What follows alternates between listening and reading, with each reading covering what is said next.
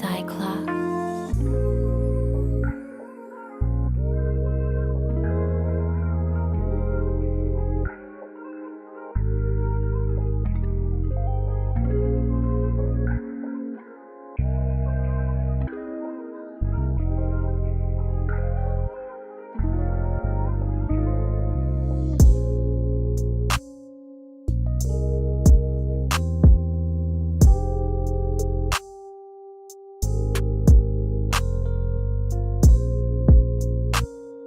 Okay, so unfortunately.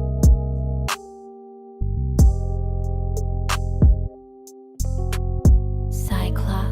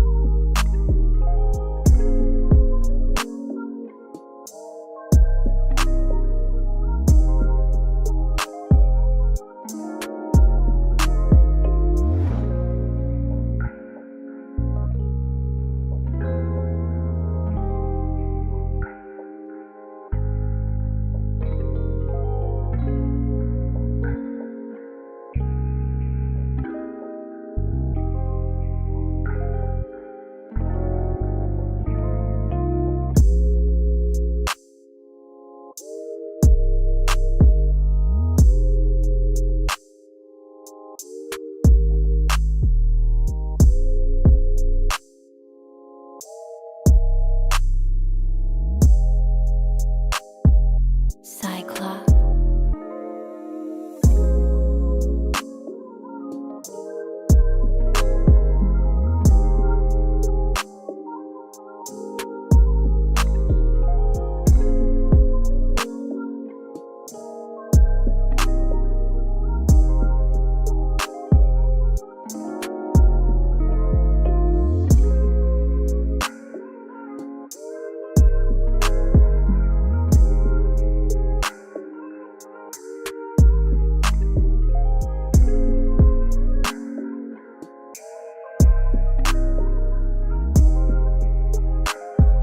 Cyclops.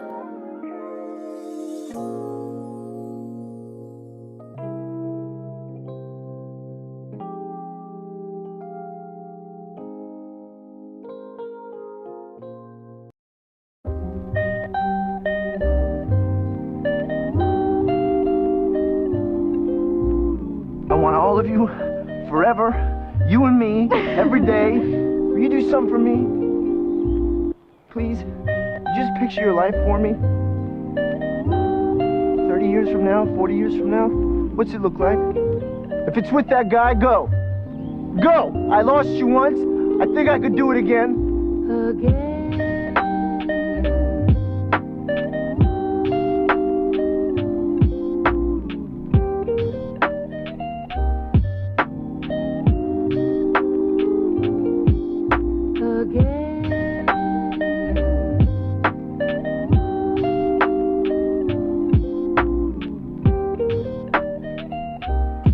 Okay, so unfortunately he came back out.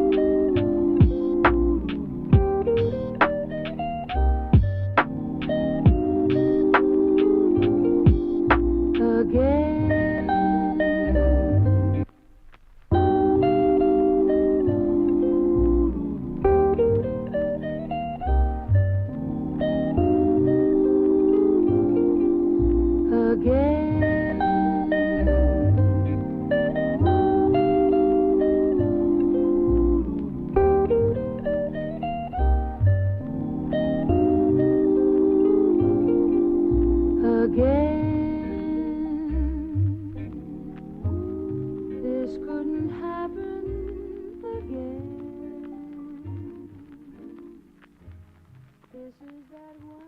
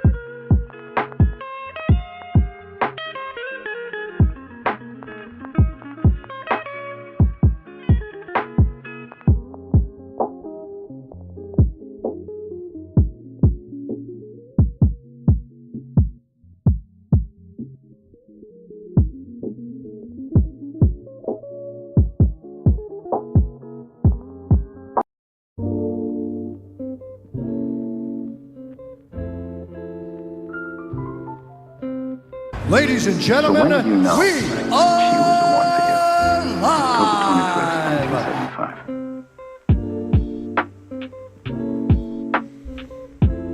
1975. All right. Welcome back to another stream. Sorry for the long wait. I had other things to take care of, but I'm here. Today's stream will be a little longer. You know, I'm streaming before Monday Night Football, and I might stream a little later or a little longer after Monday Night Football's on. Well, during the game, I should say.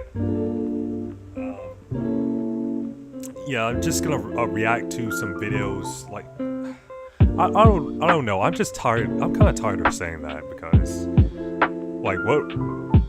what do you expect when you do desktop streams? You know, like you either react to some videos or you just play video games or just do both. So that's pretty much all I do. But as always, I'm reacting to videos first. Alright, I'm gonna stop yapping. That was a stupid intro, but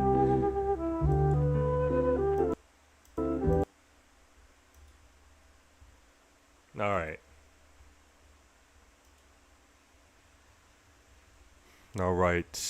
Let's take this off. Okay, there's no point in reacting to that now. No point. Alright, we always start off with the MPG videos first. Alright, we gotta talk about Ryan Williams. Man, if you've been watching Alabama this season, you would know how inconsistent. Well, I wouldn't say inconsistent, just yeah, you could say inconsistent. You know how inconsistent Ryan is right now. You know, he's just been dropping a lot of passes this season. He's just been so disappointing this year, unfortunately.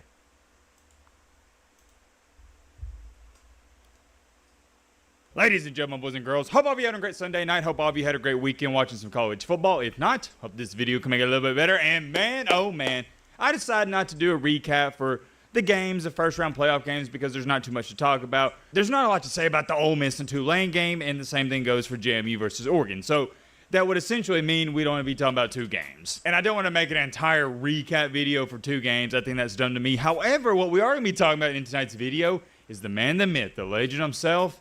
At least he was a legend last year for Alabama, Ryan Williams. This is something that I don't just want to talk about. It needs to be talked about. We're not wasting any time whatsoever. We're getting straight into this. And by the way, we are still on the push for 400,000 subscribers. So if you're new to the channel and you're not subscribed, consider joining our community. We'd love to have you here. Right beside our channel profile picture and the like buttons, there's a subscribe button. If you're not subscribed, hit it. But getting back on track here, Alabama. Clap it up, clap it up. They go into Norman, Oklahoma, and they didn't just win the game. I gotta play the sound. Man. Shout out to Alabama for beating Oklahoma. They won by double digits, 34-24. And I don't want to talk about the game too much itself. We'll do that in some following videos throughout the week. Be on the lookout for that. We're here to talk about one individual and one individual only. And that is Mr. Ryan Williams. I'm not going to beat around the bush. I'm not going to pander to you guys. You know why I'm making this video. He still can't catch the football. It's one of the craziest things I've ever seen. Still dropping in the first passes. half of the season last year, he goes off. He's one of the best players in America. People are talking about heading into this year, he's going to be a Heisman candidate. He's a for sure lock to be a Heisman finalist. He was on the cover of the EA Sports video game NCAA 26, and here we are. There's legitimate questions about should he even be on the field. But let me throw it back to this, because context is very key to this situation. Why did he get all this hype? Why did he get all this praise? Here's a little fun fact for you. When he was in high school, he was named Mr. Alabama not once, but twice. That award doesn't just go to the best wide receiver in the state of Alabama. It goes to the best overall player. So for a wide receiver to win that award, pretty crazy. He won it twice, but listen to this if it wasn't already surreal enough. He won it as a 10th grader and an 11th grader. I know exactly what you're sitting there wondering. Well, Matt, how in the world did he win it as a 10th and 11th grader? but he didn't win it as a senior? That's a great question, my friend. I'd love to answer it. You know why he didn't win Mr. Alabama as a senior? Because he was so good he reclassified. He didn't play his senior year. I think we can all agree on this. If he would have played, he would have for sure won it 3 straight years. Winning Mr. Alabama 3 straight years, that is insane. But instead of playing his senior year at Alabama, he said, I'm so good, I'm going to take my talents to a collegiate level, I'm going to reclassify, and the rest is history. He went off. It was so corny and cliche, it was aggravating me. It seemed like every game they were talking about it. Hey, this guy, yeah, he's a freshman, but he's also only 17 years old. He was on top of the world. He almost had 200 receiving yards against Georgia in that game where he made the infamous spinny Ruski catch. He did the spinny, the twirly twirl 3000. And I think a lot of people just stopped paying attention to him after that Georgia game because they were still dubbing him as one of the best wide receivers in the nation. But here's another crazy fun fact for you. You know your boy Matt loves his fun facts. He didn't have a 100-yard receiving game after the Georgia game last year. Yes, that's right. You heard me correct. What?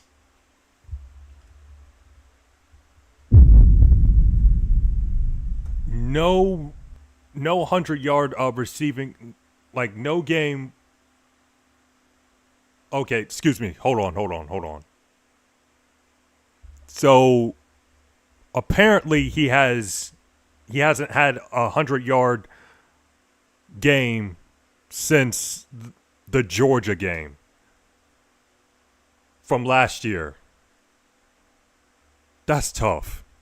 Correctly. In 9 games after the Georgia game in 2024, not one of those did he have over 100 receiving yards. Granted, he wasn't dropping as many passes as he's dropping this year, a little foreshadowing, we'll get to that in just a second, but you could chop it up to Jalen Milroe in that Alabama offense. They weren't passing a lot, and not many receivers on that team in general were surpassing 100 receiving yards per game. But despite the... yeah, that is true. They, like Alabama last year, they did run the ball a lot with Jalen Milroe.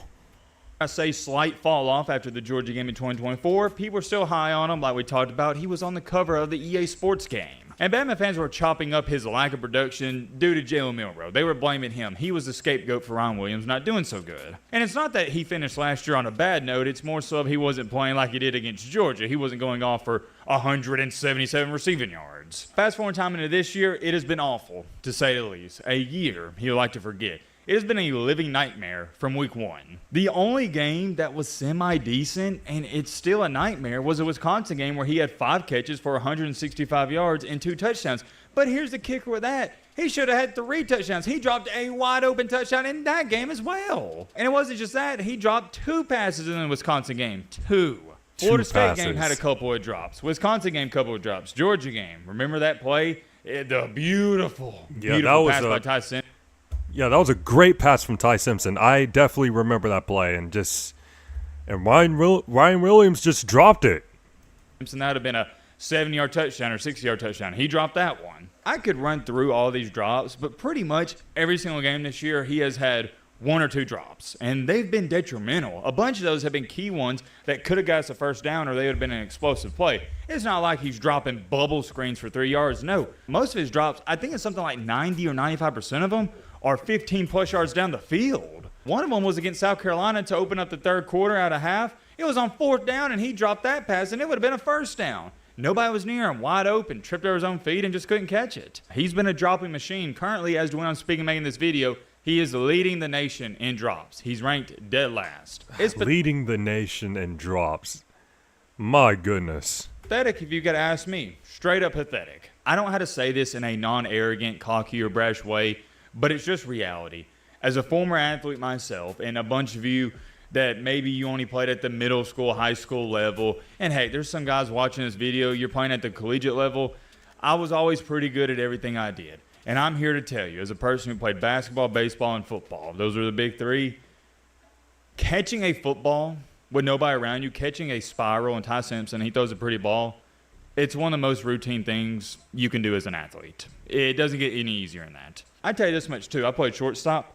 Fielding a ground ball is more difficult than catching a spiral. My reasoning for that is because a ground ball can hit a rock, it can take a wicked hop. Well, a pass, unless somebody tips it, it's not changing. You know what to expect. You know where to put your hands. I told myself heading into this video, I'm not going to do it, so I'm going to stop right here.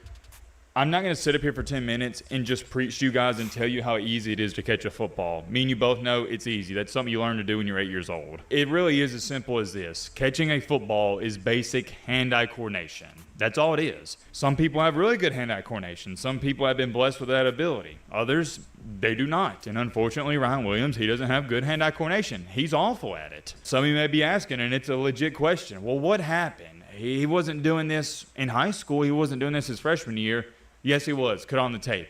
Ryan Williams, the reason he's dropping so many passes is because he is a body catcher. What does that mean? He doesn't catch the football with his hands. He tries to catch it with his arms or his body, or both. This is something you learn in Pee Wee football, ladies and gentlemen, boys and girls. You catch the ball with your hands. I feel stupid even sitting up here and saying that because I'm insulting a lot of people's intelligence because this is football 101. This is common sense. He doesn't use his hands. It's really unfortunate because he is one of the most talented and skilled wide receivers I've ever seen coming out of high school. He is phenomenally gifted, phenomenally talented.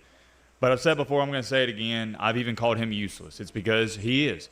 If you can't catch the football as a wide receiver, you are the definition of useless. We can't have you out there on the field. We can't. It doesn't matter if you can get wide open, you run some crispy routes, etc., etc. You get the point. You can do all the flashy stuff, but if you can't do the simple stuff, the basic stuff, and catch the football, it doesn't amount to a hill of beans. And you want to know what's really a testimony to how great he is? The fact he is still getting chances after dropping 2 passes a game. That's how gifted he is. That's how much the coaching staff believes in him. And I don't blame them. Let me put it to you like this.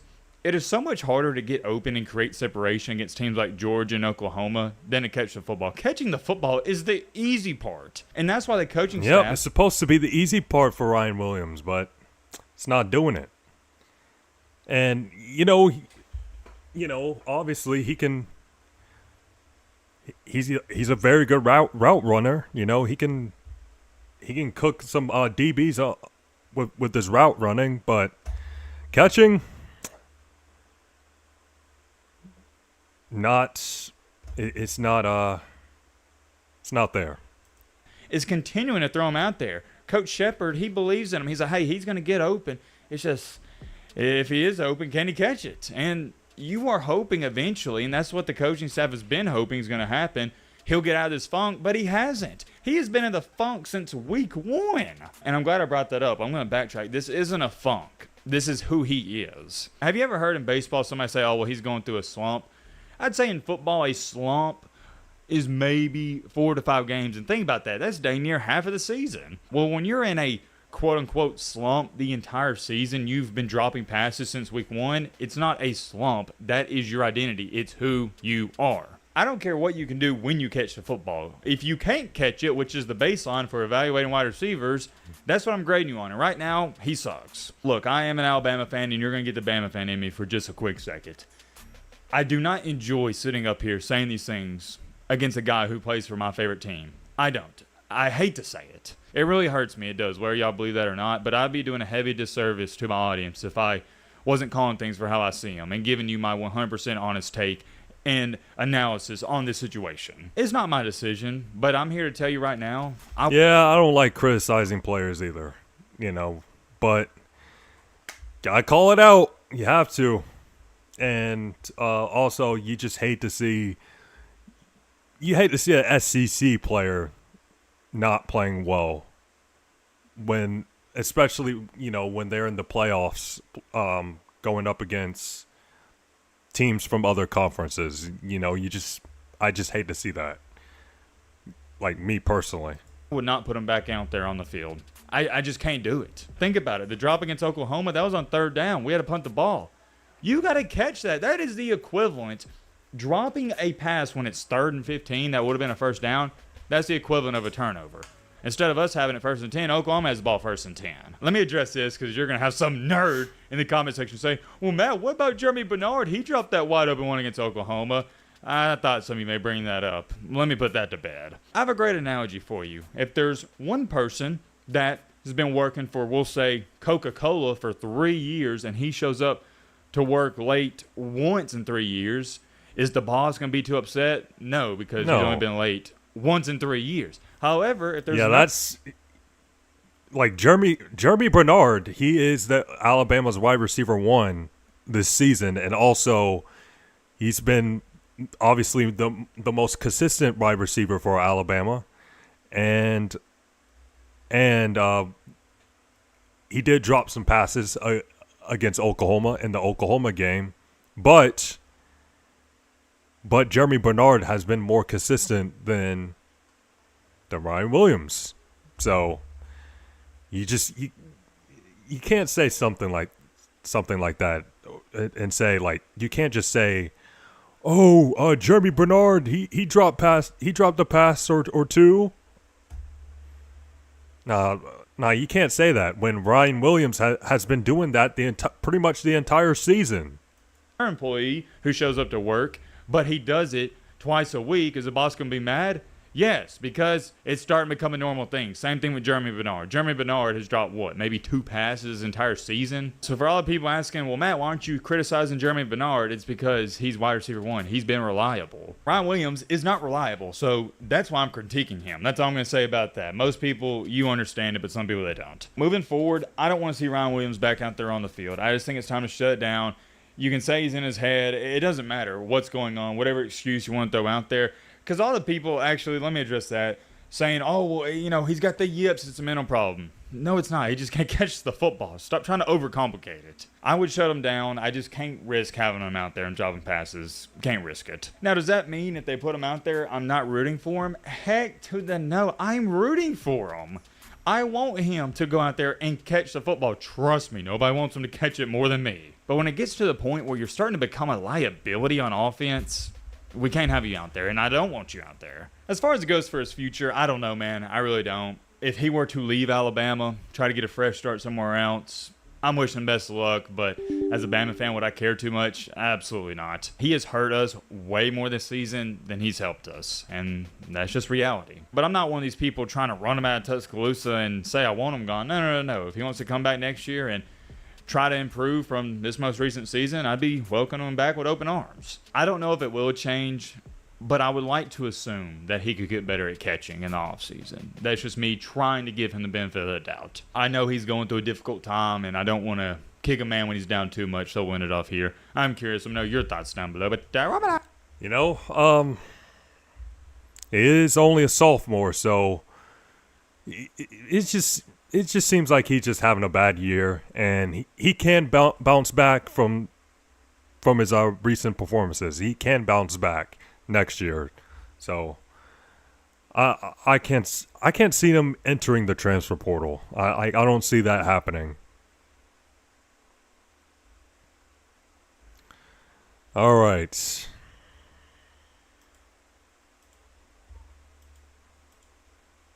Okay, I don't care. Yeah, I just had to check that. All right, let's make sure the mic's working. Okay, the mic's good. Belly. All right, Bill Belichick is trying to ruin the North Carolina football program. Let's check it out. Check. Yes, I'm talking to you, you old geezer. What are you doing? Ladies and gentlemen, boys and girls, hope all of you having a great start to your week. Hope all of you having a great Monday. Hope all of you having a great Christmas break if it has started for you, or hope you're getting ready for all of that. If not, hope this video I'm on my Christmas vacation, by the way. So, yeah, let's go. We gotta clap. I'm on my Christmas vacation, man. Let's go. Get a little bit better, and man, oh man, we got a lot of interesting stuff to get into. The main topic, without a shadow of a doubt in my mind, is Bill Belichick. What in the world is he doing? What is he thinking? I'm starting to believe this is just a big joke to him, referring to college football. This is a side quest, because I don't think he's taking it serious. You're going to want to see what he just did. We also got to talk about Michigan's interim head coach, Biff Poggi. He just released a statement that is interesting, to say the least. Our final topic we're going to discuss is that team, that's been crying a lot recently, Notre Dame. Well, they're having a tough time trying to fix their schedule. 3 topics, 1 video. Who says no to that? I do want to throw in this warning and disclaimer. If I sound a little funny, it's because I am sick. I talked about it a little bit in the Saturday night video where we recapped the JMU and Oregon game.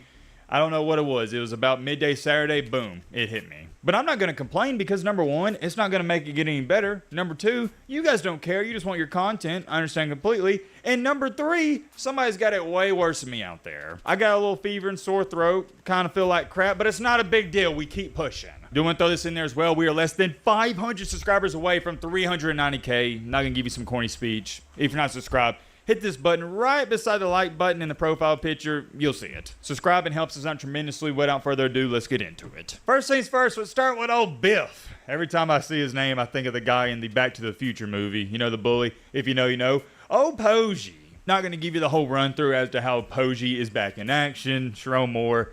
Long story short, he just crashed out. And here we are. Michigan doesn't have a new head coach. They're trying to find one. But for now, Posey, he's the guy. He's the intern. And randomly today, I had a couple people sending this to me. I don't know why he felt the need to say this, but he said it. Let me give you some context before I show you this statement. When the Michigan head coaching job has opened up, he has always applied for it. Or saying he's applied for it, that's not the right way because not anybody can apply for it. He's interviewed for it. There we go. My apologies. I guess you could say the interviews didn't go. That's kind of a interesting way to say about the Michigan job, to apply for it. Yeah, you can't just apply for a Michigan job.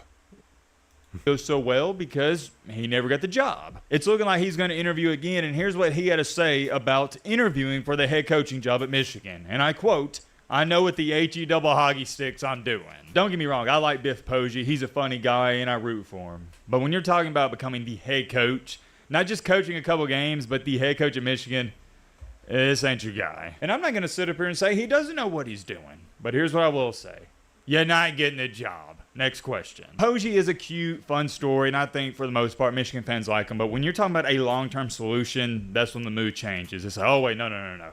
No, we can't have him. Best of luck to him, though. Moving along here, topic number 2. Notre Dame, the crying Irish. They're back in the news. You want to know where they're back in the news? Because Notre Dame and USC, you know, that historic rival matchup is not happening anymore. Read it in Weep Chumps, they have failed to reach an agreement to extend their historic series, Ross Dellinger reports. Administrators plan to work towards restarting the series as soon as 2030. This is all breaking news as when I'm speaking making this video, and I believe instead of playing USC, they will now be playing BYU in the up-and-coming seasons. Very interesting. Notre Dame has a cupcake of a schedule. I don't know if some of y'all have looked at it for 2026, but USC, like they were this year, was going to be one. I hate that that's happening. I hate that they're not playing USC anymore. Yeah, that sucks because I think that I know that Notre Dame and USC is a pretty historic rivalry. It is one of their toughest opponents. Now they don't play them; they play BYU instead.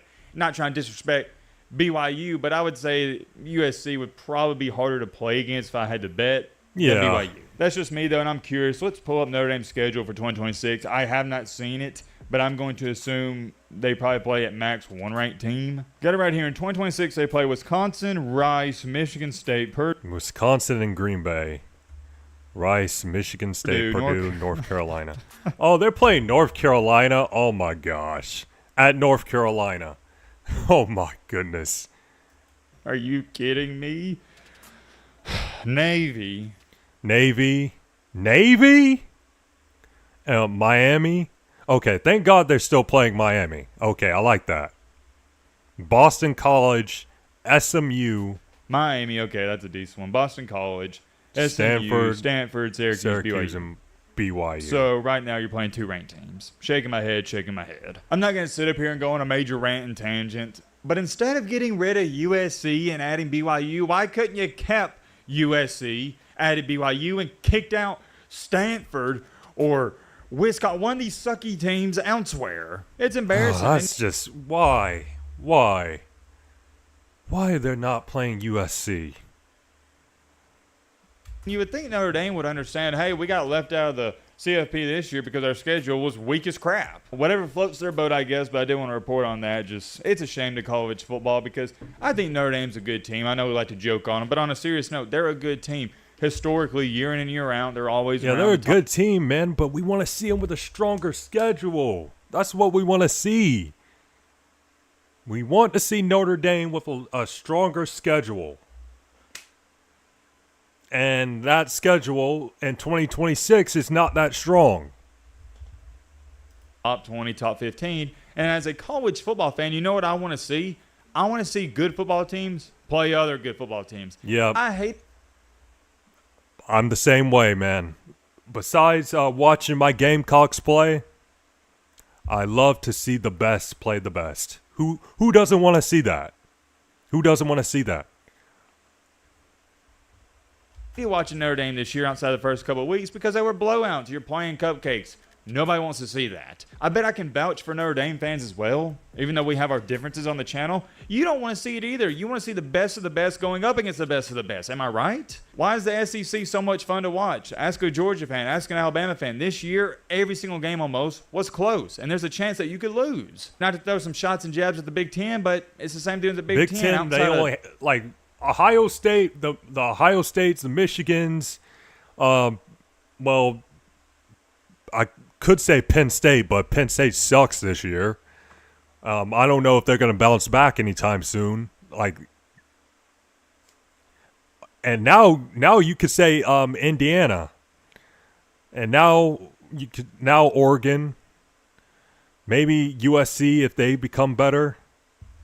You know, they don't have the strongest schedule.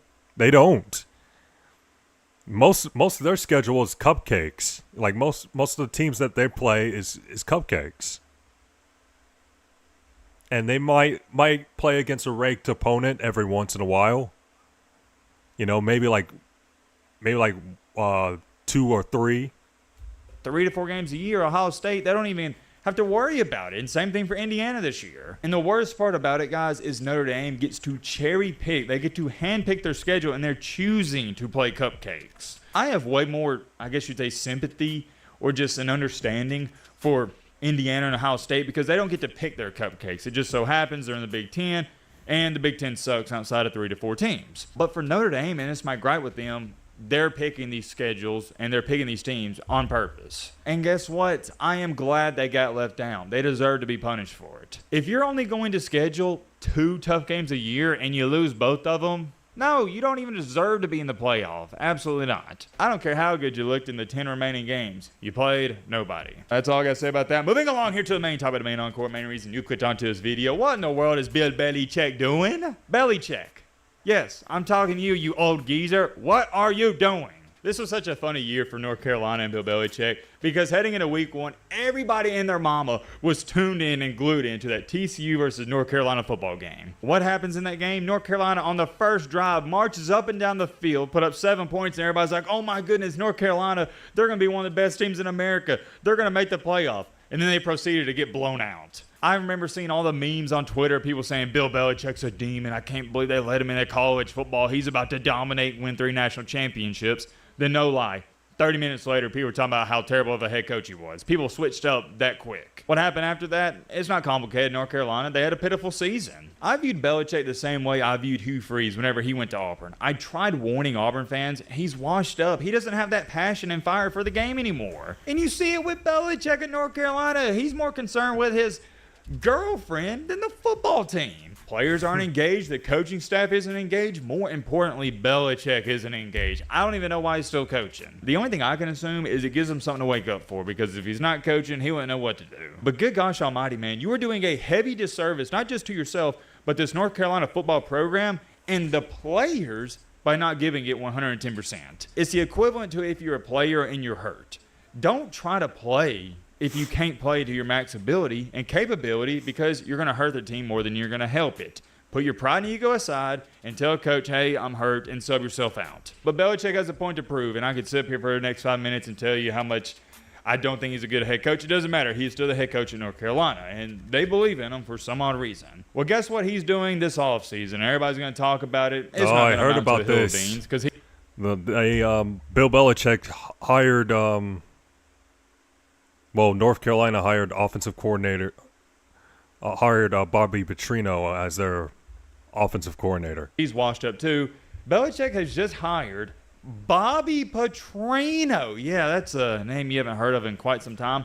The Bobby Petrino as the new offensive coordinator. You're going to have all your old heads out here and go, oh yeah, this is a great hire, clap it up.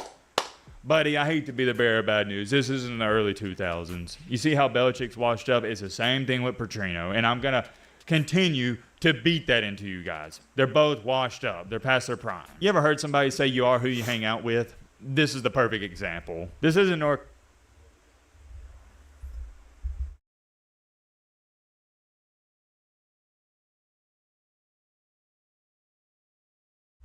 All right, I'll be right back.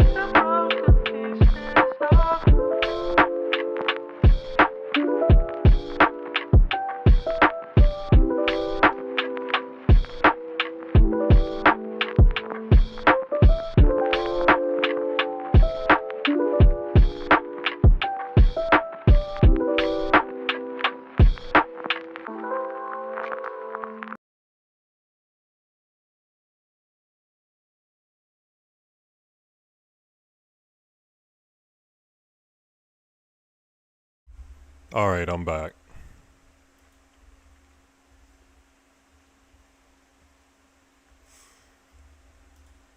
Carolina. This is washed up Carolina. That's what I'm calling them from now on. Washed up Carolina. What are we doing? You got two, dare I say, weird old guys trying to revive this football program, but if anything, I think they're digging a deeper hole. This isn't going to work out. And Bill Belichick only has the quote-unquote Yeah, there's a good chance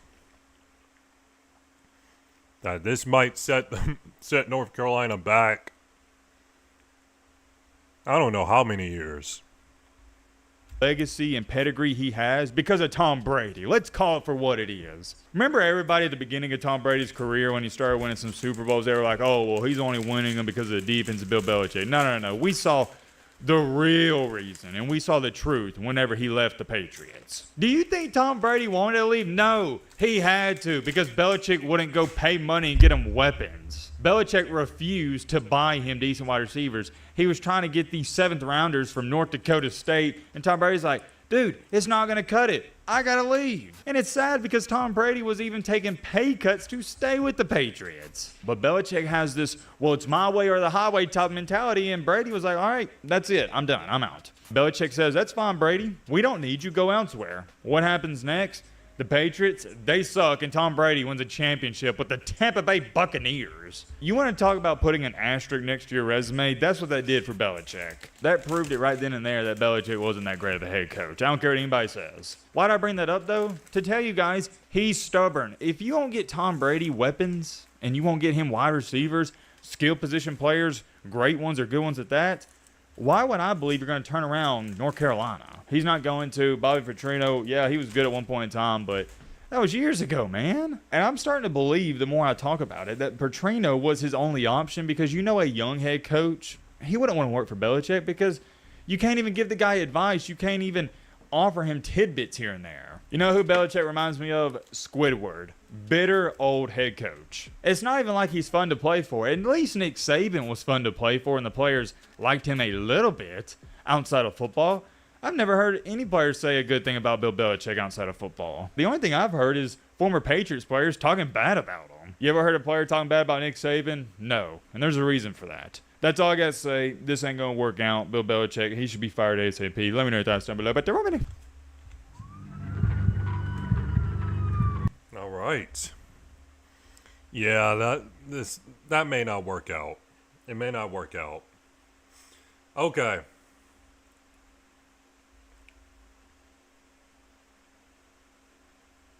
All right, man, let's see.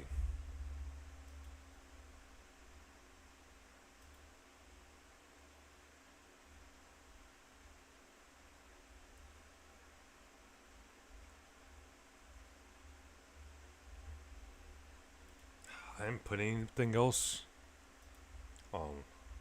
Well, actually, we won't look at the bookmarks right now, but instead, let's watch this MMA video. UFC sold the sport out, and the White House event proves it. All right, man, let's check it out, man. Another video from the fighting business. Let's go. A UFC fight, think of this, on the grounds of the White House. The UFC is planning to throw a party at the most powerful address on earth.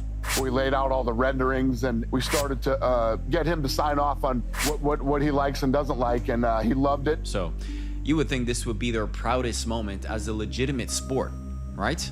No, I don't give a shit about fighting at the White House. Wrong. I want to fight in front of big crowds, bro. It's like, how big can the White House even have of a stadium? Because while Dana White's busy planning his White House show, something's happening behind the scene that makes you wonder, is this still about fighting? See a couple of, like, the good American kids that are kind of newer to the sport but show great promise, go in there and have a couple of the prelim fights. You know, I always enjoy watching those guys. Or has the sport just become another piece on someone else's chessboard? And the reason why, it's messier than you think. We're literally going to take over Washington, D.C. that week. You see, this card isn't shaping up like a celebration of the sport. It's starting to look more like a red carpet performance where the script gets written long before the fighters even walk out.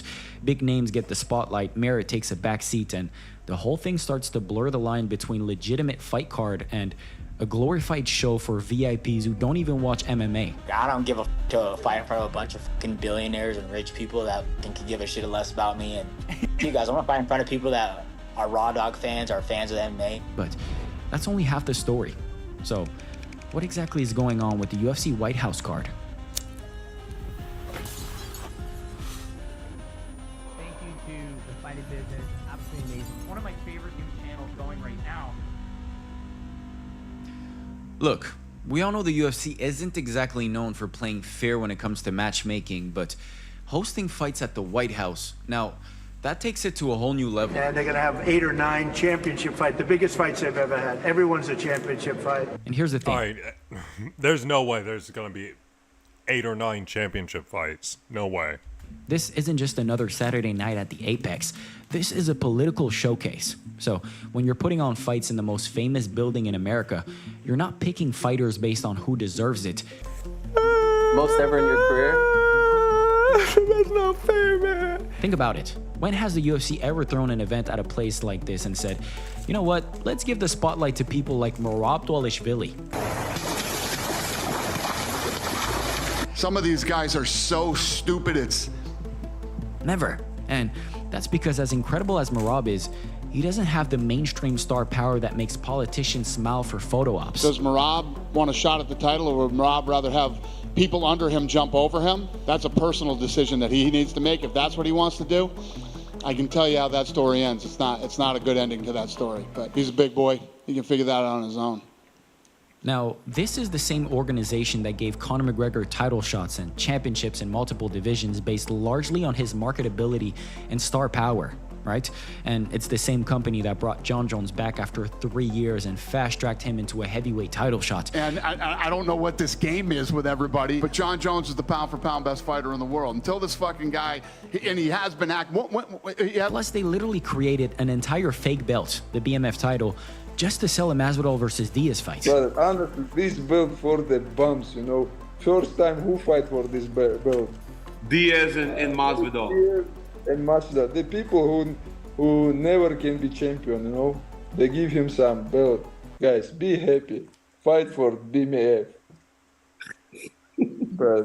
Should I even talk about Colby Covington getting a 3rd title shot after being 2-2 in 4 years?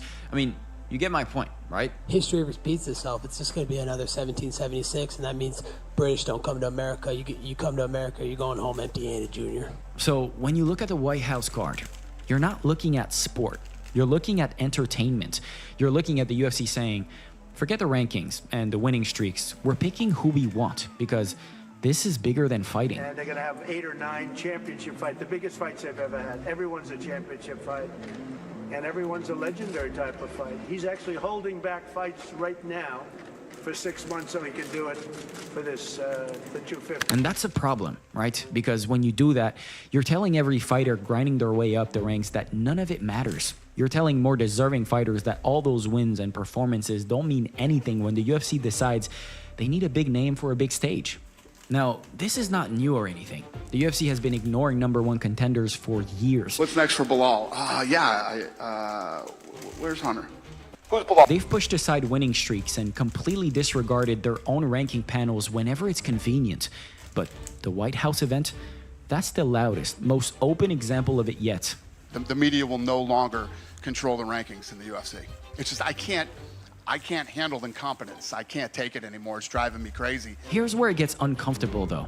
This whole thing makes MMA look less like a legitimate sport and more like WWE. Think about the parallels here. Handpicked stars for the show? Checked. Storyline-based matchmaking. Conor's return. Jones' comeback? Check. A venue chosen for the show instead of sporting integrity? Absolutely. The White House, Dana White said, you and John Jones, that's a real deal. I'm going home, I'm going to get the head down, I'm going to rest, I'm back in the pool. So get ready and stay ready, because damage will be done. Oval Office, White House. Now, the UFC has always walked the line between sport and entertainment. But a White House fight card? That's not walking the line. That's crossing it completely. And the worst part, there's nothing fighters can do about it. The UFC has near total control, so fighters can speak out all they want, but the show goes on. Actually, some of them have. Have you thought about T-Bird Baller? Do you want to fight at the White House? I'm sure every fighter wants that, or maybe not. Maybe there's some. No, I don't give a shit about fighting at the fucking White House. I want to fight in front of big crowds, bro. It's like, how big can the White House even like have of a stadium? Brandon Royval just said what a lot of people are thinking but won't say. Like, this event isn't for real fans or the people who actually watch every card. These are my top 5 UFC fighters right now. Sean O'Malley, Israel Adesanya, give me Leon Edwards. It's for why you put Aiden right there? billionaires, politicians, and VIPs who probably couldn't name 5 fighters outside of Conor and Jones. I don't give a fuck about impressing any politicians. I don't care about the presidents. None of them. I really don't fucking want to go fighting in the White House, if I'm being honest. And for fighters like Royval, guys who come from nothing, performing in a room full of elite feels fake. It feels wrong, like some Hunger Game type shit.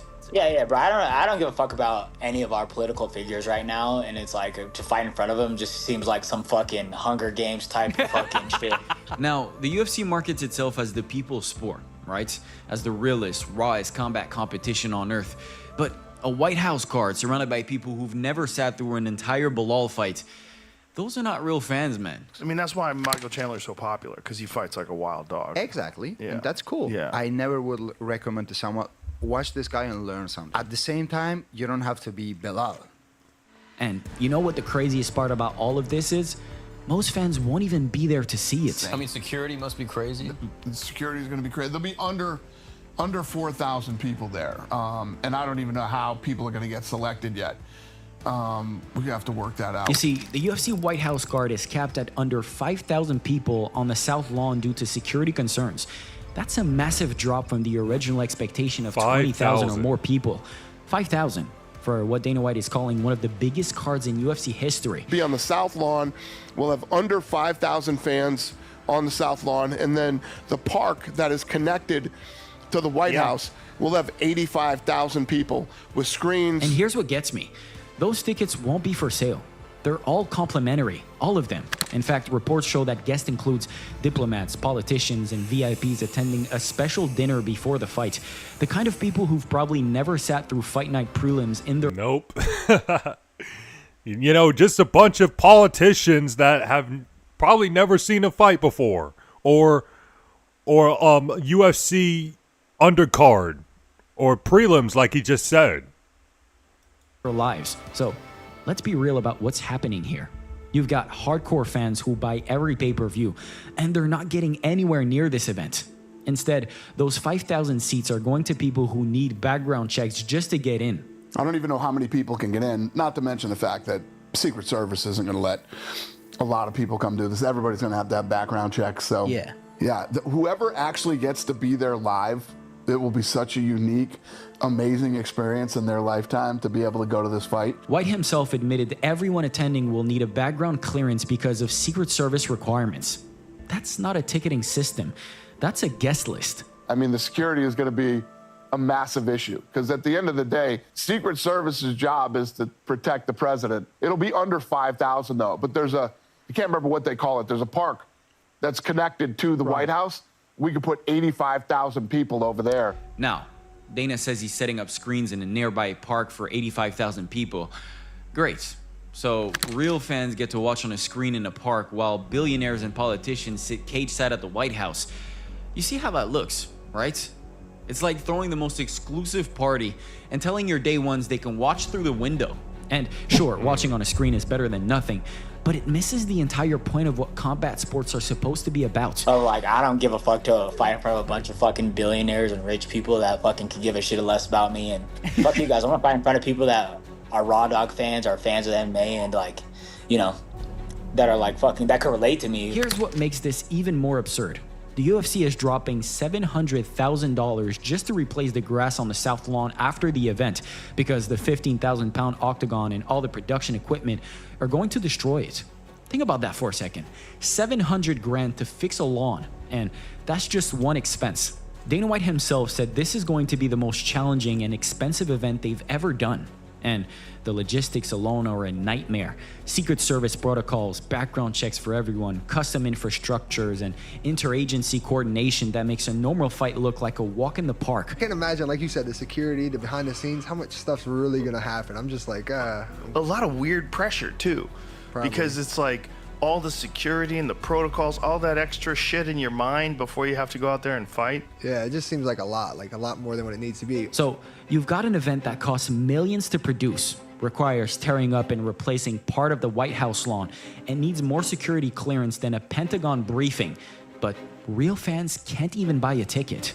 The whole thing feels backward. The UFC built this sport on the back of loyal fans who showed up when nobody else cared. And now, those same fans get pushed to a park with a screen while the people who never cared get front row seats. So here's where we're at. The UFC is planning this massive event at the White House, and on paper, it sounds incredible, right? Fights at the most powerful address on earth. That's history. But when you peel back the layers, when you realize it's not about making history, it's about making a statement. And that statement has very little to do with fighting, because it's about star power over success. It's about politics over sports. It's about the show mattering more than the people putting their bodies on the line. And the fighters see it, even if they all can't say it as bluntly as Royval did. They see it, because at the end of the day, fighters don't get into this sport to perform for billionaires.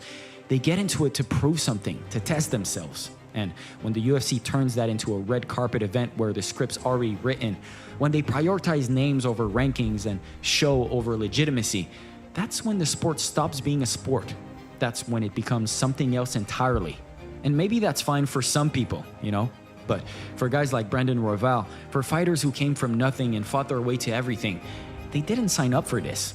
They signed up to fight. And if that fight happens to be in front of people who actually care, people who respect what they do, then that's where they want to be, because that's what this sport was supposed to be about. And somewhere along the way, we forgot. Like, I don't give a fuck to fight in front of a bunch of fucking billionaires and rich people that fucking can give a shit less about me and probably throwing parlays. It's like, fuck you guys. I want to fight in front of people that are Raw Dog fans, are fans of MMA, and like. Well, we'll see how all I can say is we'll see how things go.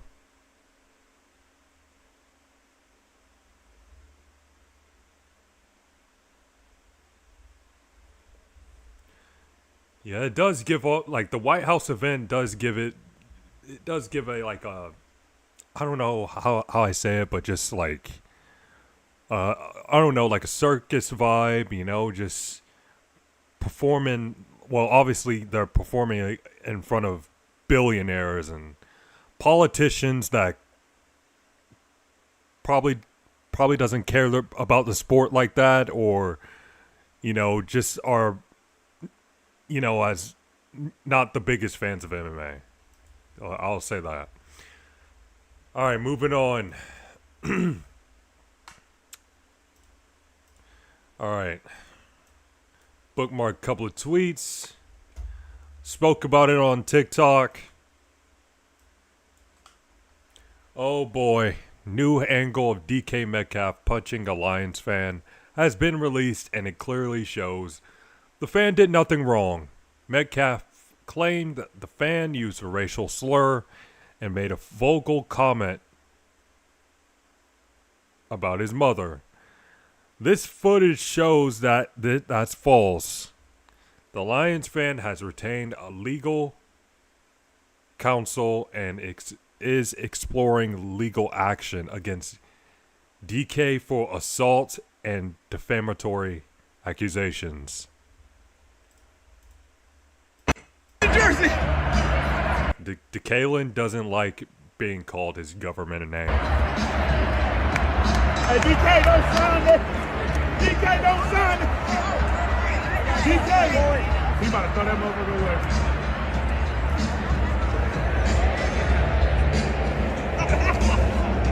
Man, he knows he has to play.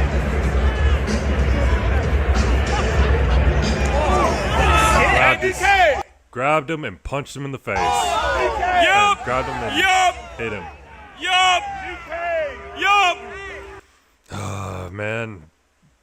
DK, you gotta do better. You gotta do better.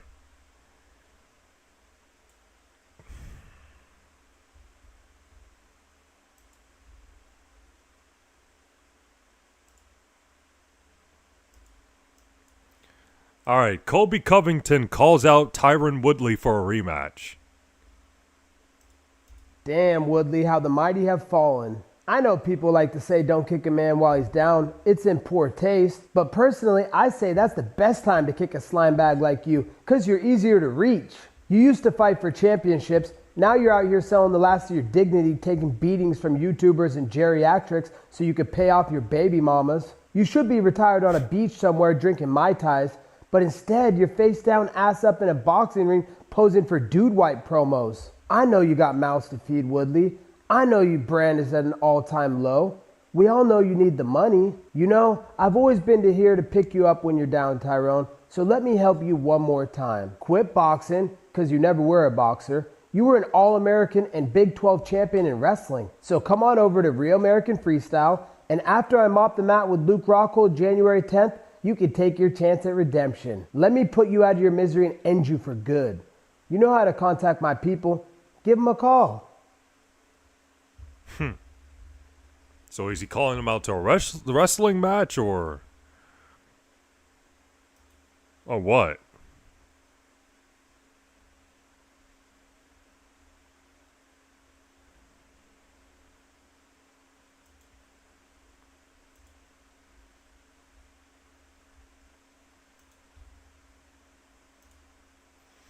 All right.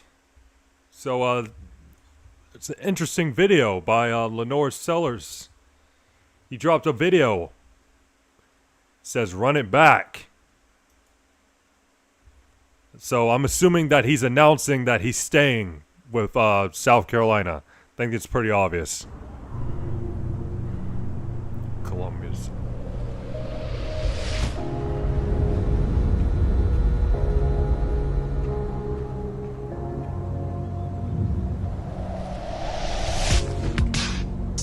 Home isn't a place you find, it's a place that finds you. Last season, it didn't end how we wanted. It didn't end how I wanted. I know what I left out there. I know what I'm capable of. That's why I'm not running from it. I'm running toward it. Because I believe in the staff.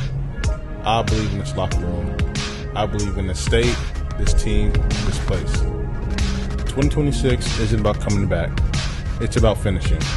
About doing it louder, stronger, together.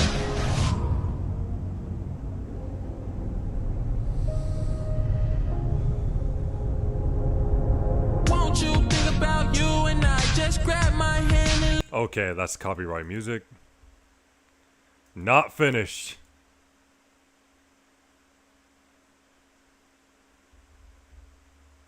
Run it back. There you go. Lenore Sellers is officially staying. I'm telling you, he's going to be even better. Like, he's going to be better. Next season. He will have a better season under with Kendall Briles as the South Carolina offensive coordinator. South Carolina will be back. And we're coming for Clemson. All right. Austin McBroom accidentally ran into his ex-wife, Catherine, her new husband, Igor, and Austin's children at a restaurant without knowing they were there. How's everybody doing? Okay, I'm out of here. Okay, so he's dressing up as the Grinch.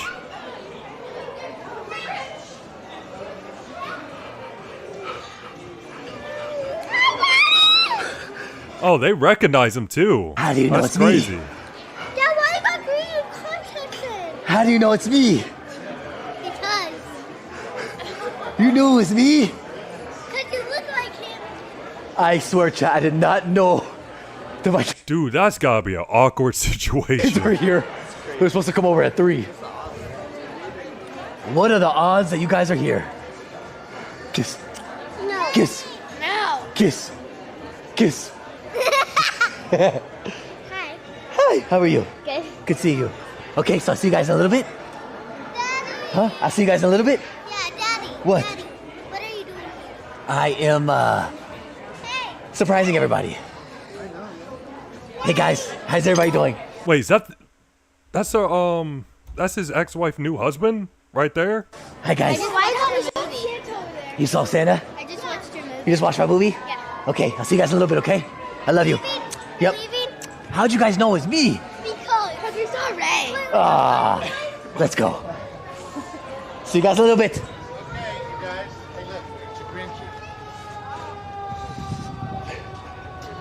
Fuck, that just ruined our fucking surprise, chat. I was supposed to surprise my kids today when they came over. I did not think they were gonna be there.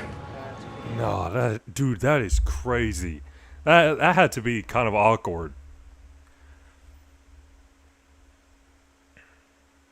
Nah, that was still awkward. Awkward in situation.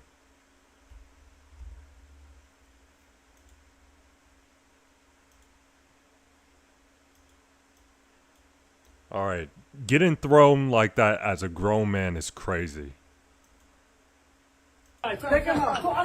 Oh! They just threw him out like that, like he was a trash bag. My goodness. Oh, that's embarrassing. That just threw him out the store. All right, let's see it again. Just threw him out of there. That looks like something from a cartoon or something like that. You know when they kick out. Okay, I'm yapping too much, but you understand what I'm trying to say. Like he just threw him out. That has to be embarrassing for him, man. But he was probably trying to steal or something.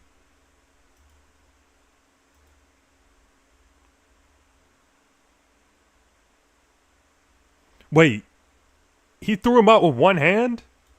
No way.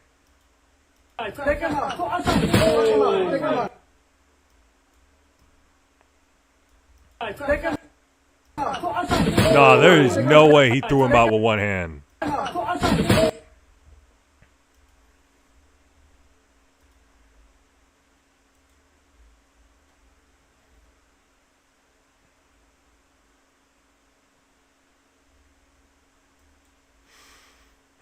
Embarrassing, man.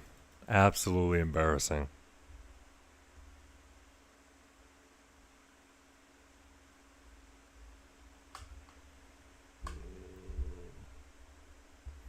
What, Nico Iamaleava is staying with the Bruins? Why? Solid for UCLA. I mean, that's great for UCLA that Nico's staying, but man, I thought for sure he was going to enter the transfer portal after this season.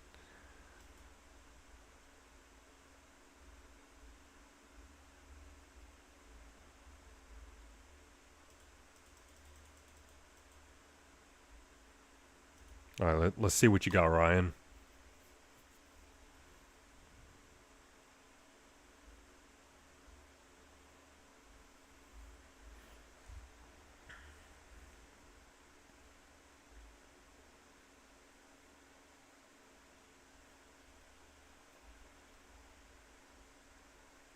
Yeah, I know Speedy, he's going to Africa. It's kind of dangerous, but hopefully he stays safe. Oh, Metcalf is planning to appeal his suspicion.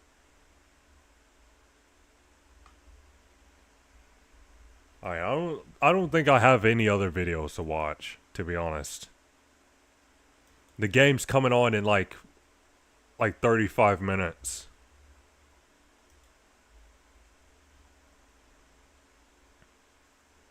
Alright, man. Hold on. I'll be right back. Well, actually, I could watch this. Disclaimer. Alright. The problem with gambling. All right, let's check it out. Disclaimer. This video is not meant to endorse gambling. This video is for educational purposes only. Gambling, it's garbage. I don't think I've ever gambled and been happy with my decision afterward. Maybe like one time. Nah, I'd never gambled in my life. At the casino, I walked out with more than I spent. 9 out of 10 times, I'm losing money. So what the hell's the point? Let's just say one day I walk into the casino. It's just my day, bro. I'm feeling myself and I win $5,000. Eventually, I'll end up spending that money at the casino. My odds of winning are terrible. So why would I play a game that's just rigged from the beginning? The game is rigged for the casino, the house. And that's why people say the house always wins in gambling. Because why would somebody just say one day, you know what, let's just give free money to people when they spin slot machines? Like, how the hell would that even work, bro? Like, no business is just gonna give away free money. Like, how do you think they're even getting the money to fund the big winners? Through the people spending thousands of dollars. Like, this shit can become a really bad addiction for people. And some people, it can get so bad to the point that they are betting on whatever game or slot that they're playing, that they're even putting food on the table. People will literally throw their entire life savings away just for the chance of winning big. And that's how it becomes an addiction. People get crazy dopamine rushes from gambling. So obviously, it's going to cause them to want to throw more money away. Nobody should be spending large sums of money on gambling. Like, if you walk into a casino and you are betting money, just expect to lose it. As much as I want to be super positive, like, yeah, bro, you're gonna win big, there's no reason to just lie to your face like that. Most likely, you are losing that money. Some people in my family really like to gamble, so they're at the casino all the time. And I don't want YouTube to think I'm advising this behavior, because I'm not, but I used to go with them. The moment I was allowed in a casino, I was going. I was definitely getting weird looks walking in, bro, because I was definitely the youngest person in there. There was just straight old heads in this casino. And typically there were a few games that I would play during my gambling arc, I guess if you want to call it that. For the most part, I played slots. Now, slots is boring as fuck. Like, genuinely, I was falling asleep spinning the damn wheel. You literally just press buttons until you're out of money. It sucks. There was one time I came really close to winning money at slots. I sat down at this machine with my brother, right? And then there was these two people next to us. And then they spun the machine next to us a couple times. And then they won $2,000. $2K. I was never more heated in my entire life, bro. And that very day, I felt like that guy mining for diamonds, bro. I was so close, but my big day was coming soon. And I just had to keep digging, and eventually I would win. And then I thought to myself, maybe slots just isn't the move. So I decided to try Roulette. Now, Roulette is basically a game you're trying to guess where the ball is gonna land. Okay, I've seen that. Obviously, I've seen that before. Basically a game you're trying to guess where the ball is gonna land on the wheel. And you could just pick numbers. You could pick odd or even numbers. You could pick black or red. Or you could just say, you know what, full send in it. I'm just gonna pick one number. And you're basically just leveling up from slots, bro. Because once you get to the tables, bro, shit just gets wicked. It's more of like a high risk, high reward type of game. And sometimes people may not understand that. They might win one time and think they're on fire. They might just sit there and be like, yeah, man, let that shit ride, baby. Let's go. And then after that, they end up losing all their money. Because it's like one bet on the wrong thing really costs you, bro. Or you get those people that are like, oh yeah, man, just one more game. One more game, my ass, bro. Nobody is believing that shit. Because every single time I said, okay, just one more game, it never goes well. As much as you want to have high hopes and think you're gonna have the bounce back of the century, once again, the odds are against you, and you have to keep that in mind. So every time I did lose money and I was like, okay, that's enough, I would just chalk up my losses and leave. Then also when I was with my friends, I watched them play poker and blackjack. Because I was like, damn, dude, I already lost enough money on Roulette, bro. I'm not playing this shit. Because first of all, the odds are already against me. And second of all, I don't know how to play the game. And for the most part, I'd be playing against OGs. So they know the game like the back of their hand at this point. But my friends both did good. They ended up winning money. And one time, this motivated me to actually play more. I was like, damn, bro, I had to win some money too. So I got more money out of the ATM. And I went back to Roulette. I was one of those dudes that was like, yeah, man, I'm gonna spend this amount of money today, and that's it. That never fucking happened. Are you? Nope. You wanted to gamble more. You you kidding me? Sometimes the temptations would get the best of me and I would just fold because I was thinking like, yo, I don't want to walk out of here losing money. I'm just going to feel like garbage. But that's how casinos are designed. They're designed to keep you there for long periods of time and keep you spending money. And that's what I failed to realize. So you'd be better off spending that money on other shit like clothes, food, rent. And not only are sometimes people frequent visitors of the casino, sometimes they will take vacations just to gamble. They will go to Las Vegas. And now Las Vegas is basically just the gambling capital at this point. Literally the moment you step off the plane, there's already casinos. It's like they didn't even give you a chance to breathe. They were just already sitting there in the airport. There's definitely casinos on every single street, in every single hotel, whatever. You could walk into a restaurant. There's probably a goddamn slot machine sitting in the restaurant, if not a whole casino. But I mean, at the end of the day, that's what people go there to do. So if you're under 21 in Las Vegas, you're probably going to be bored as fuck because most things are just marketed towards gamblers. Now I feel it seems like it is, but why am I saying yeah when I've never been there? But there might be some things to do in the Strip. I'm assuming there might be some nice restaurants, so it's probably not the most boring thing.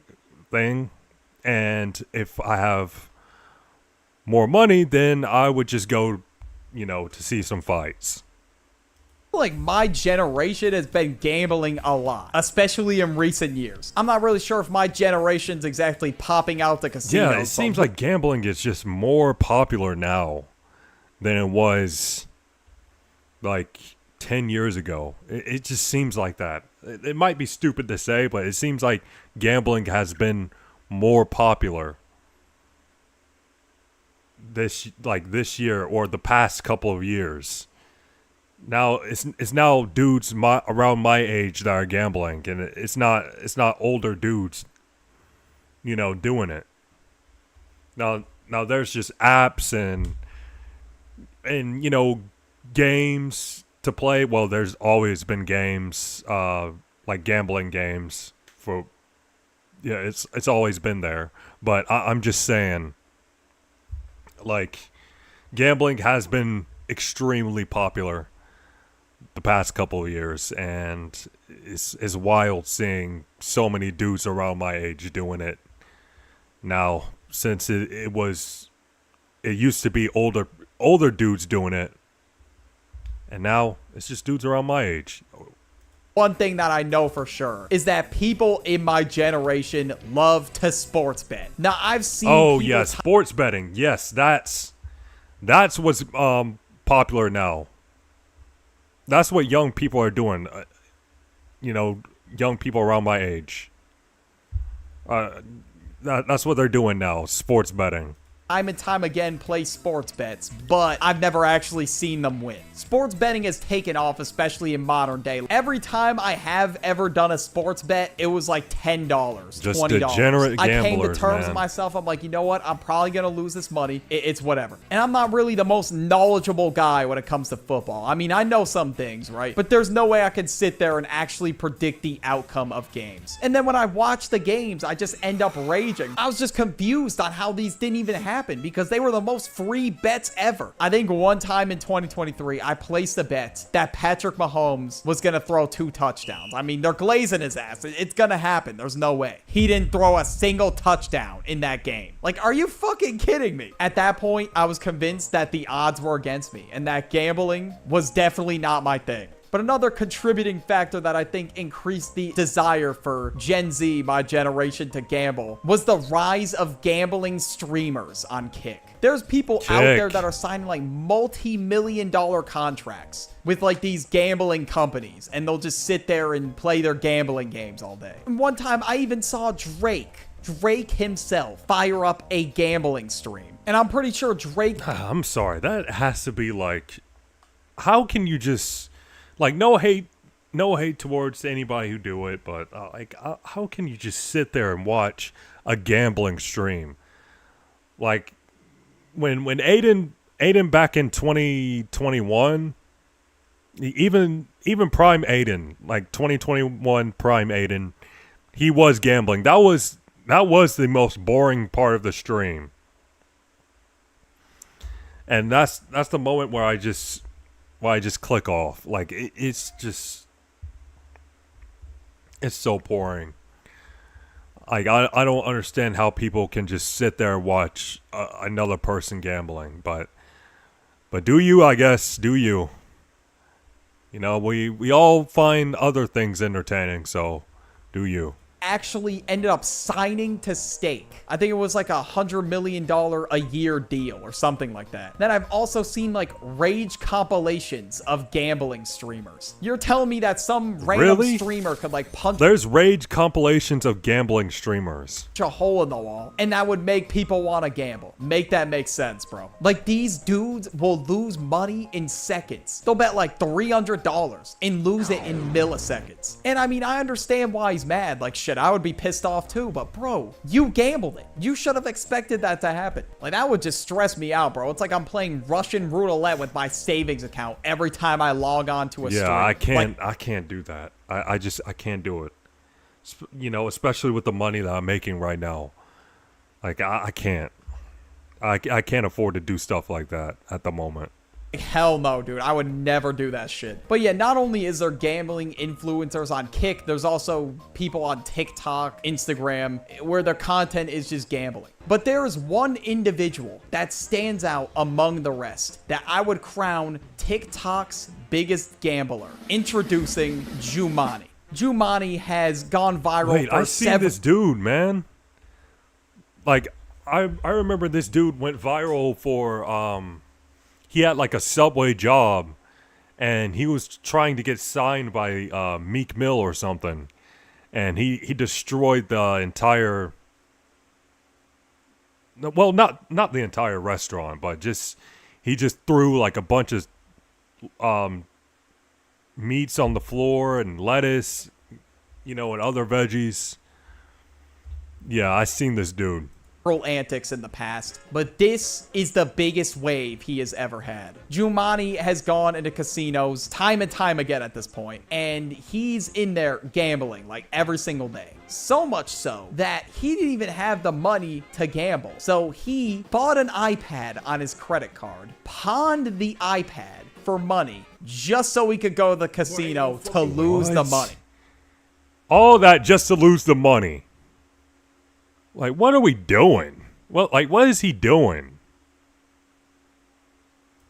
Jumani, bro, what are we doing? You don't even have that money, bro. You just pawned an iPad, got it for less than it was worth, and gambled it away. Like, this dude really thought that was the play. And it has gone so bad that I don't know how much. He's got to be like at least 100K in the hole. Like, this dude really needs to stop, bro. Like, it's bad. Like, at this point, it is a regular day for bro to just lose money at the casino. Like, just lost $1,000. That happens all the time. Whatever. Shit happens. YouTube thinks you'll like this video right here on the end screen.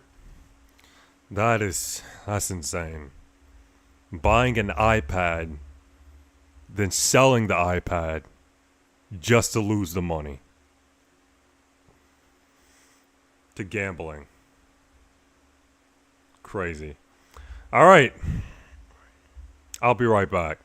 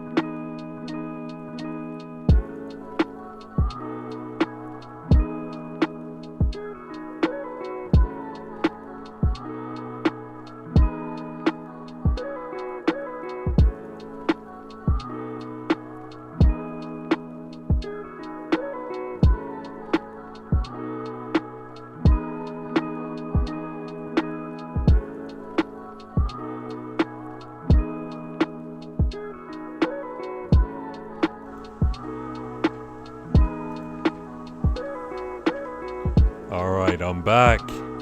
Alright, you know what? To be honest, I will play games for the rest of the stream. You know what? I'm just gonna do that. Alright.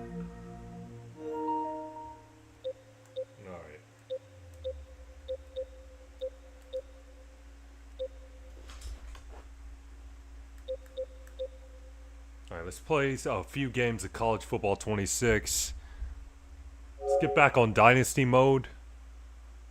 Maybe play like 1 or 2 games of a Dynasty mode and then get online, possibly. It's in the game. You know what? Since it is Christmas break, I should have today. I should have looked at some games, you know, to potentially buy. You know, instead of just playing sports games all the time on stream, even though I'm having fun with it. You know, I just possibly want to you know, just play different games. And I do play different games, but lately not on stream.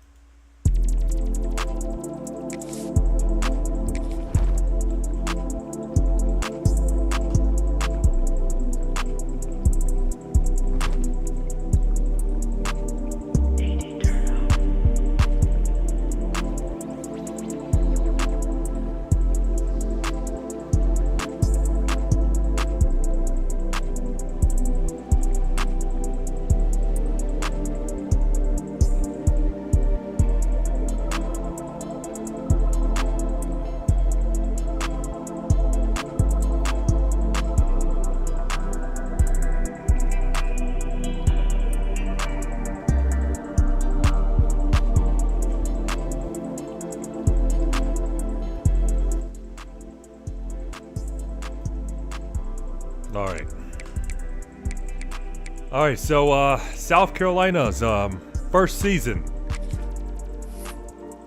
We are doing way better than we expected on the first season. It's probably because I'm playing on a easier difficulty. Maybe I should bump it up a little bit. You know, I have it on the easier difficulty than Heisman because I'm just not that good. But I could bump it up, make it like more difficult next season. Could do that. We'll see. Bro's choosing North Carolina over us? Well, he is from North Carolina, to be fair. So I guess so, man. Yeah, go and he's just gonna stay home.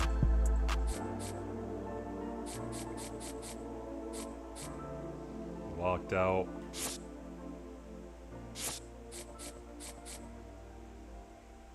Has us in our top 8.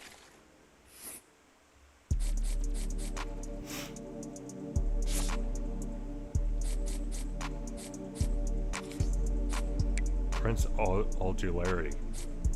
But that name, I'm assuming he's a pretty solid right tackle. And he's not.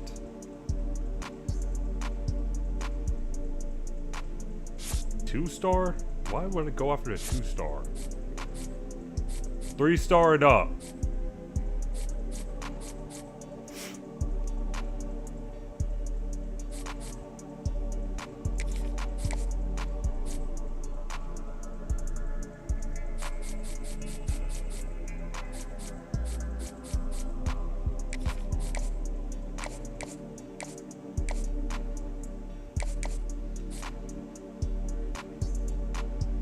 We may not get the Tanner dude. Yeah, it looks like we might get Ray Bono. Has us in our top 5. Wait, did we put hard sell on him? Oh, we already have a wide receiver visiting. Ah. That sucks.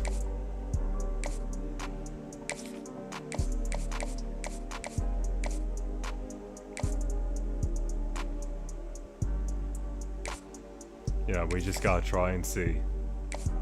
This might be stupid to do that, but we just have to try. Justice Shakir?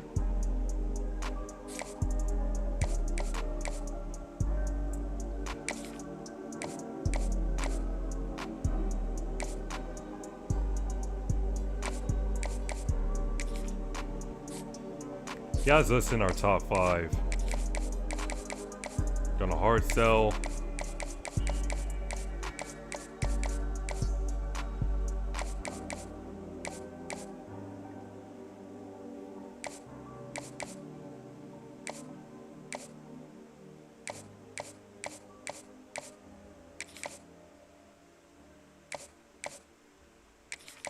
Dude, I don't even know what I'm doing. I really don't.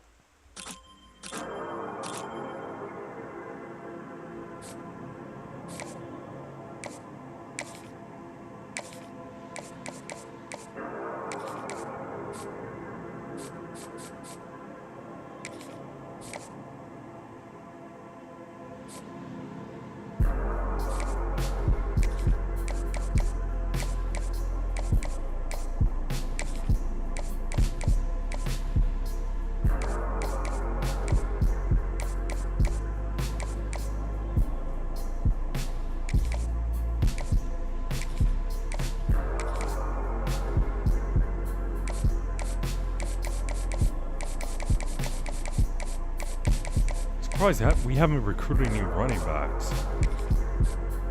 Okay, he has his number 1. Yeah, we should be able to get this guy. Morgan Riggins. Alright, playing against Coastal Carolina.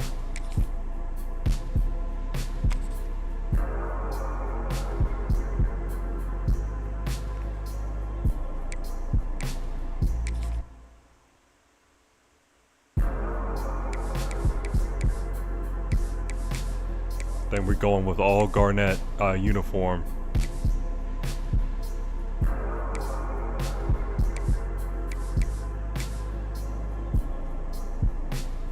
There we go. Alright, let's go.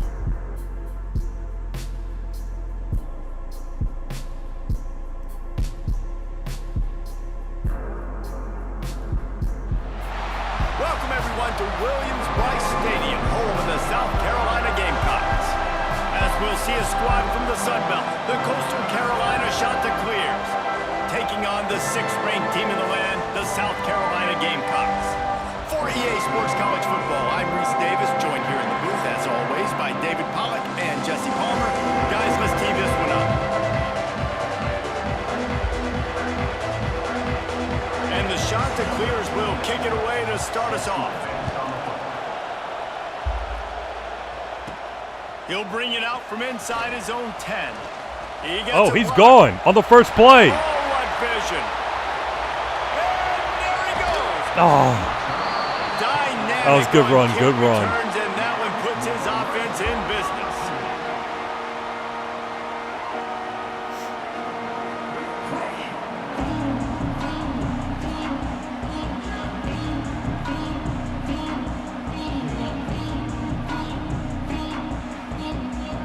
So South Carolina's offense will go on the attack first.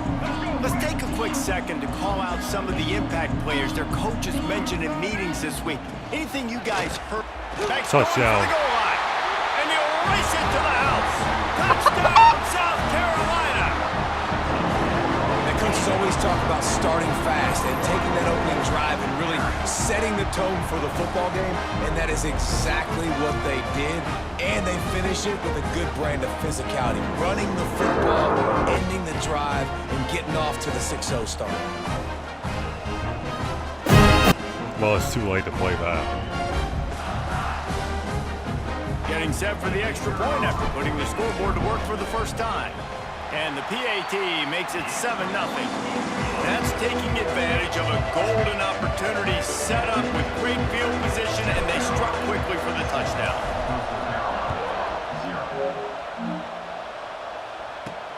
Let's see if he can make a play on the return. He was looking for some running room, but not much to be found as he stopped at the 18. The Chanticleers offense will have its first possession of the game. And it was a rough showing last week, and it all started with the quarterback.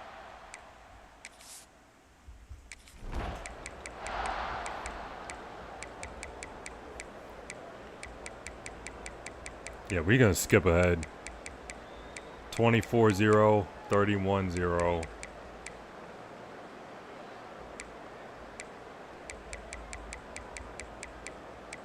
Oh, they scored.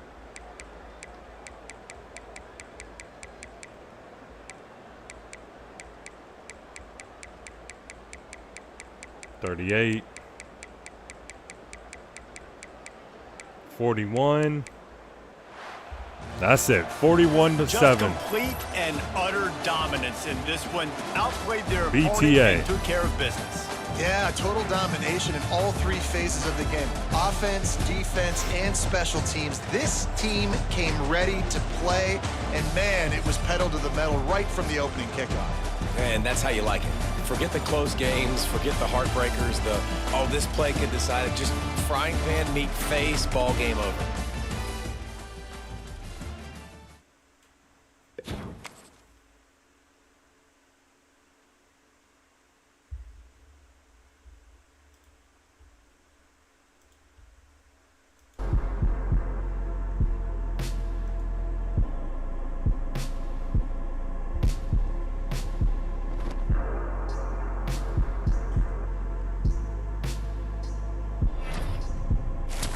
All right, recruited Marquez Rowland from Charleston, South Carolina, the cornerback. Okay, a new right tackle, Marquez Hearns. And that's it. Okay, we got a couple of players visiting this week.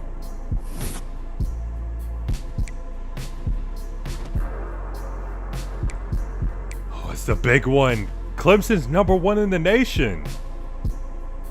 Okay. Okay, this is a tough one.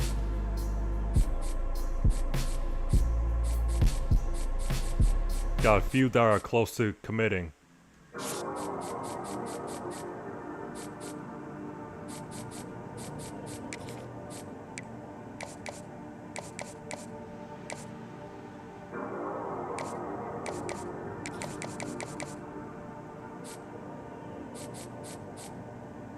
All right, the game's about to start soon. Don't worry, I'm still gonna stream for a little longer. I'll say that for a little longer.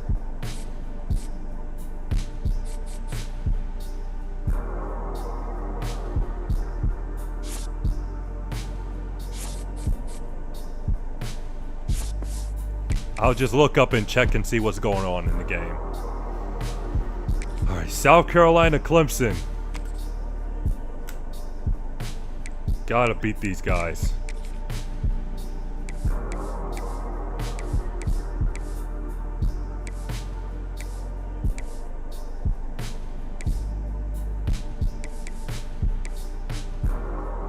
Go with the all black.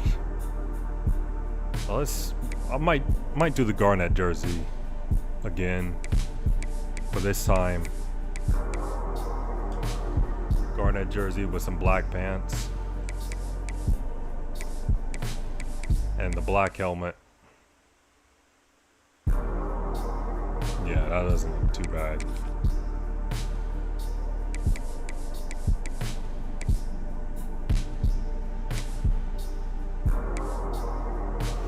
Oh man, we definitely want to destroy Clemson. Alright, here we go. Yeah, that's the game of the week right there. #1 Clemson versus #5 South Carolina. Here we go, folks. One of the most anticipated matchups of the entire regular season. Chris Fowler is national on the championship contenders, each ranked in the commentary. top 5. which side can step up. Biggest and Palmetto deliver on this big bowl stage. game ever. Welcome to Williams-Brice Stadium, home field of the South Carolina Gamecocks. As we'll see the #1 team in the country, the Clemson Tigers, taking on the 5th-ranked team, the South Carolina Gamecocks. For EA Sports College Football, I'm Chris Fowler here with Kirk Herbstreit. Let's get this thing underway.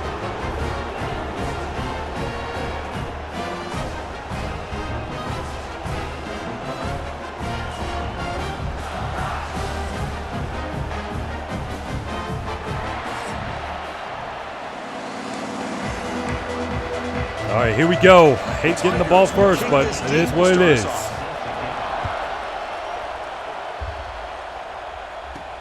Returner looking to make a play here. He'll be tackled at the 18. That's good coverage there. So South Carolina's offense comes on the field first today. Remember last year, both these teams collided playing well at the end of the season. Kirk ended up being a brutal defensive game. Gamecocks rallying late to win it by 3. Yeah, Chris, think about last year. One thing about Clemson, when they have a 7-point lead in the 4th quarter in Death Valley, usually that game is over. But Lenora Sellers, the quarterback from South Carolina, went on the road in that environment and won the hearts and the trust of the staff to be able to win that game in a comeback fashion. Really exciting, and I think it really elevates the intensity of this rivalry. All right, not bad, not They bad. bring him down quickly, a short pitch and catch to get a little bit closer to the marker.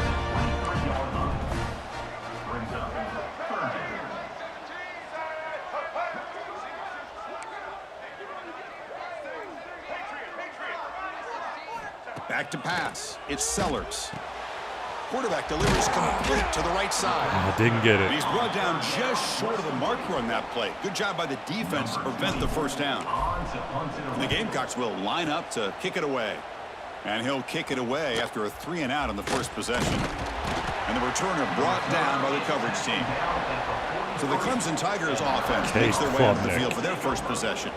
And of course, one of the subplots today, Kirk, is the 353 Heisman race. passing This yards and quarterback 5 doesn't touchdown want to think passes. about that, put Probably that get kind some of pressure on cupcakes. himself. But if he keeps the way he's played, he's going to be in New York. Chris, the thing that really stands out to me is somehow he's able to ignore all the pressure, all the hype, every single week people asking him about dealing with the pressure of living up to the expectations of winning the Heisman, and yet he goes out and executes and continues to play great football. Let's see if he can do it Okay, today. good coverage, good coverage. It's incomplete. He was hit as he threw. Good pass rush there on first down. It's early, but this crowd is fired up. Listen to this noise here. This is going to be tough for the visitors today. Grab down the middle. It's Brown. Both teams trying to set the tone in this high-stakes collision here. Kirk, a long way to go. We expect this battle to come down to the final minutes. So both these teams have been chirping back and forth during the week. I'm sure they're finally excited to be out on the field together. Oh, we stopped him. This is the kind of matchup you just have to have an aggressive mindset, attacking all game long. Okay, this game may be a little too easy. This difficulty might be a little too Tigers easy. will line up to punt it away.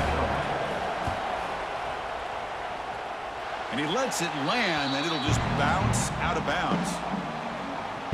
And the Gamecocks offense is back out there on the field. They were held to a quick 3-and-out last time, looking to put together a positive drive here. Picks up 3 yards, so 2nd and 7. Hey, it's a great job of this defense containing the running game. But if I'm calling the plays, I'm not abandoning the running game just yet. I think it's important to have some sense of balance. Risky pass, risky. Is essential. Stick with I shouldn't have threw it. After the incompletion, the lineup here for 3rd and 7. Back to throw. It's Sellers. I got sacked. Man, it was a DB blitz. The Gamecocks will bring their punt team onto the field. Offense goes backwards on this drive. He's on to punt it away now. Oh, and he's got a crease here. Look out. And the coverage team makes the stop on this return. And the powerful Clemson offense is back out there. They're coming off a 3-and-out, looking to produce a positive drive here. Out of the shotgun, he'll hand it off. The gain is 3. Now it's 2nd down and 7. Empty set now, 5 wide. They look to throw it here on second down. Get down to the ground. He goes. It's a sack. I thought the strong safety did a really good job of disguising the blitz, waiting to the last possible moment, and then at the snap of the ball, catching the offensive line off guard. Nobody saw him. He gets home free and comes up with a sack. Now in third and very long, looking to throw. He'll try a pass here. Nice, Very good tight coverage. It's incomplete on the deflection. Playing lockdown defense so far. Tigers will bring their punt team onto the field. Well, Chris, obviously they had to go through the air there to try to pick up this third down and long, but when you're so far behind the chains, boy, you really allow this defense to dictate things, and it allows them to put pressure on your quarterback and can affect the timing, as we saw in this play. And the South Carolina offense is back out on the field. This group is coming off a quick 3 and out. Can they put something together in this drive? Extending the play now. And he heads out of bounds after a nice pickup on the run. Now it's second down here. Inside give now from the shotgun. Stop right there at the line. No gain. That back just had nowhere to go. Got to give credit to the defense and their run fits on that play. Oh, they read it like a book. It's Brown. They don't convert. In fact, he's tackled for Both a teams loss has on been that terrible third on down play. offense. The Gamecocks will line up to punt it away. The fair catch made at the 25-yard line.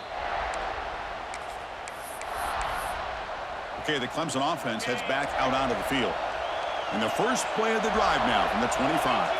They're coming off a quick 3 and out, so looking to put something together on this drive with a little more urgency. Looking to throw. It's Klubnik. Pressure is coming. Get down to the ground. When the defense took the field, they mean business. First play of the drive, getting after the quarterback for a huge sack and getting him behind the chains. Love to see it. Quarterback looking to pass here on second down. Get down to the ground. Like a statue back Third there. and 26. I like how this defense is bringing pressure from all over the field, and that's the key in putting together a good defensive strategy. On this play, it came from the outside linebacker, and he gets to the quarterback. Looking to throw it on third and very long. Lets it fly to the No way. wideout. That one is incomplete. The defender was right there, and it brings up fourth down now. And the Tigers will have to kick it away. That's a rough series for the offense, and now he's on to punt it away. So from his own end zone, he gets the kick away.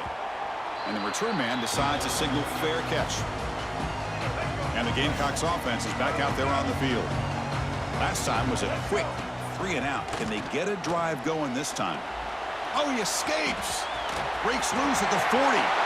He'll avoid the tackle there with a slide.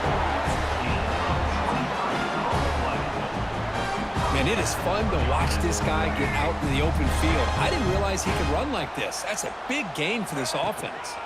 The shotgun running play call. All right, there we Bring go. him down, but that play will set up a first and goal now at the 10.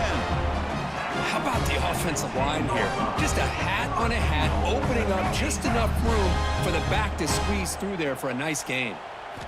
On first and 10 here, looking to throw the ball. Receiver makes the grab, and the defense smothers him for no gain. Offense comes up to the line. They might have a chance for a couple more plays before the quarter expires. Looking for 6. Nice. Touchdown. He's got it. Touchdown.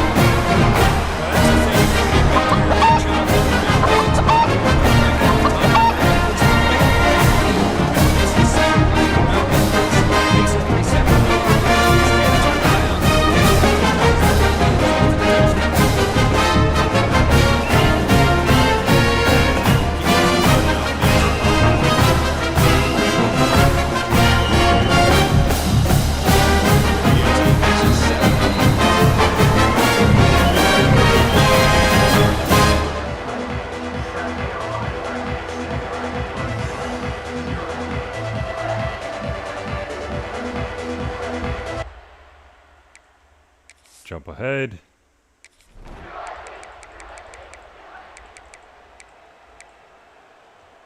Oh, we scored again.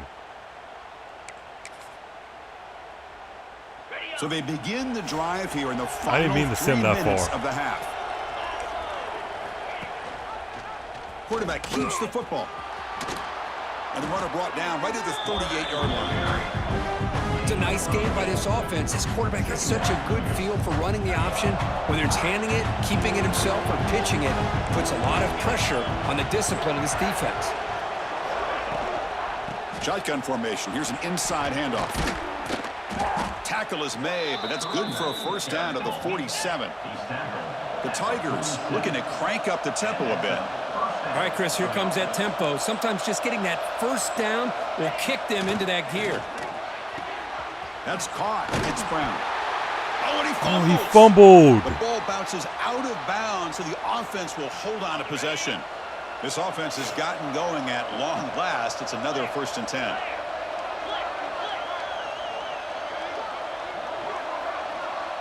To the air, it's Klubnik. Intercepted. Breaks clear over the middle. Can they catch him? Inside the 10. Touchdown. Touchdown. South Carolina.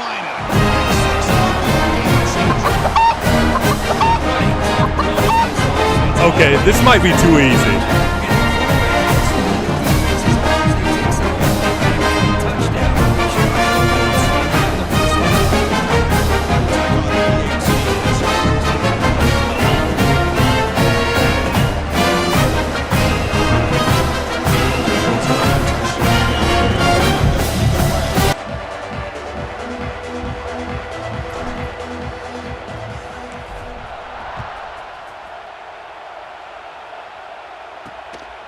Fielded in the end zone. It's Brown.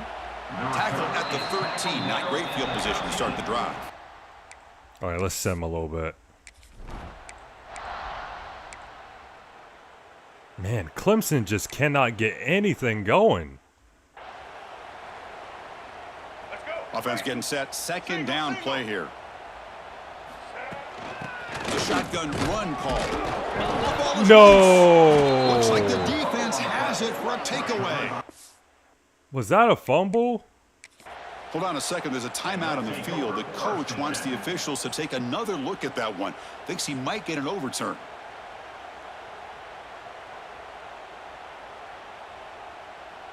That's not a fumble. That is not a fumble. So they take a closer look, and the replay booth will overturn that ruling on the field. So now it's 3rd and short from the 23. Potential 4-down territory. Let's see what the 3rd down call is. And the pass is intercepted. A takeaway for the defense. Look out, he's in the clear. They finally tackle him, but an excellent return after the pick.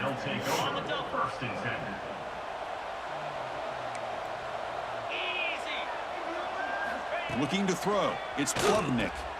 Makes a quick catch. Defense reacts quickly. A very short gain on the play. A timeout is called. Important stage late here in the 2nd quarter. Quarterback wants to throw it on 2nd down. Get down to the ground. It's a sack. The offense will quickly spend a timeout here after the play. Boy, this defense is having a game. So much pressure, so many sacks already. We're not even to halftime. The offense better. He'll be taken down. There is a flag in the field. We'll see if this sack holds up.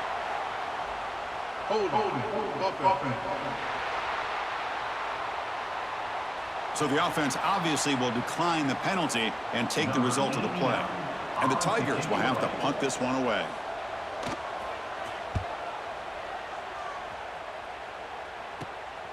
We'll see what he can do with the return.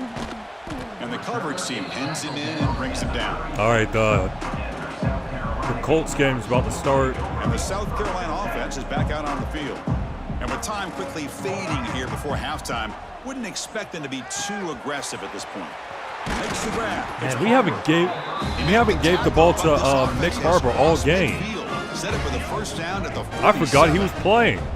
Big guys up front lined up. I forgot he was on the field. Looking for a receiver. Hit as he releases it, and the pass ball is incomplete. Anytime a quarterback's able to recognize a free rusher like that, that's what the check down is for. He has to recognize the protection issues quickly and pivot. And this time it's complete.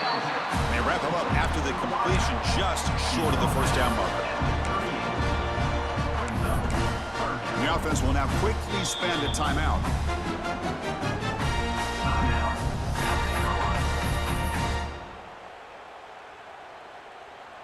Looks like one more play here before halftime.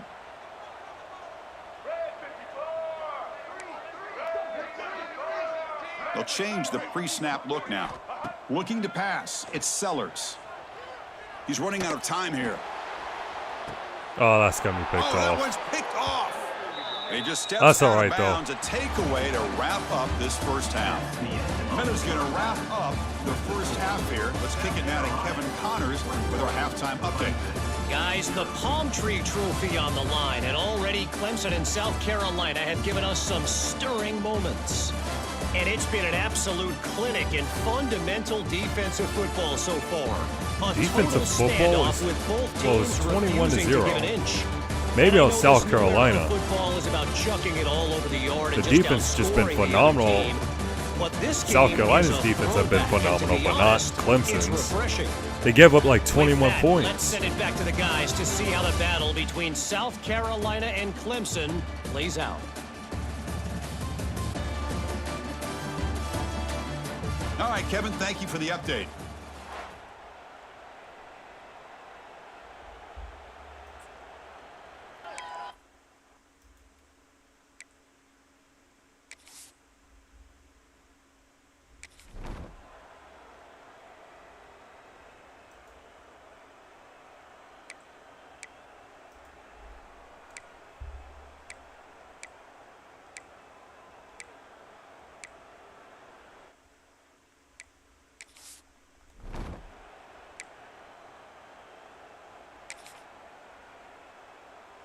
They come up 3rd and short. This is the 8th play of the drive. Takes the handoff. It's Randall. Running with purpose. Nope. And the play goes nowhere. Picked up about a yard, but it'll be 4th down. All right, they're going for it. The Tigers will come to the line looking to convert on 4th down. And he's throwing for it on 4th down. Catch made by Got the it. tight end. Tackle is made at the 4. It'll be 1st down and goal. Just great execution here on this 4th down to keep this drive alive. And what I love is the accuracy from the quarterback and a good job by the receiver knowing where that route needed to be able to catch the ball and pick up the 1st down. Couldn't quite get there. Brought down at the 2. Offense facing 2nd and goal. They'll try to run this one in. Stop that run. Nowhere. Stop pull behind the line of scrimmage. And the offense facing a 3rd and goal from a long way away. Moving the receiver around pre-snap. Motion. Trying to throw for it on 3rd and goal. Get down to the ground. Well, that takes the wind right out of your sails. This offense is trying to find a way to get back into this game, and another pressure and a sack against their quarterback. Knocks that one right down the middle. Well, they almost put a touchdown on the board, but instead they come away with 3 points. Following the field goal, the kickoff team is out there now.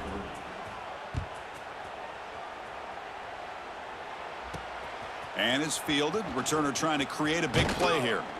Stop at the 22. That's pretty solid coverage there.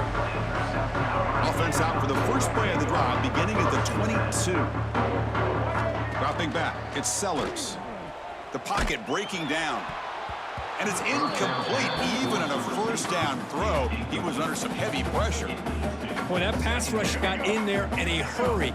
Great job by this defense of disrupting the rhythm and timing between the quarterback and the receivers.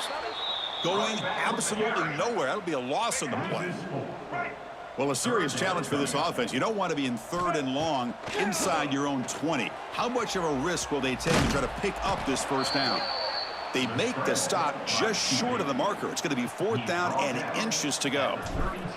The Gamecocks will send the punt team onto the field. That's He's fine. on to boot it away now. Winning It's taken at the anyways. 25. The coverage team able to bring the returner to the ground. You just got... Might as well super sim.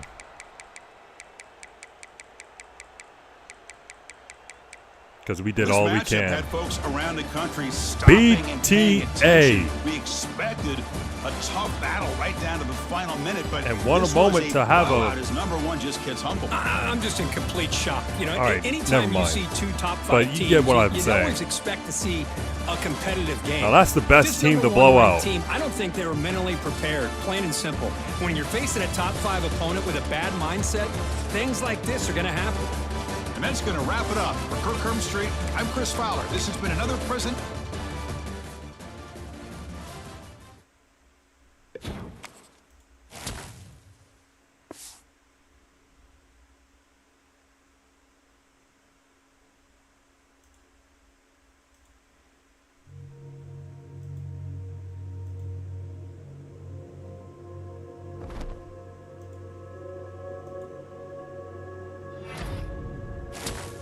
New recruits. 4-star wide receiver Morgan Wiggins from Summerville, South Carolina. And that's about it. This is a heavenly exclusive.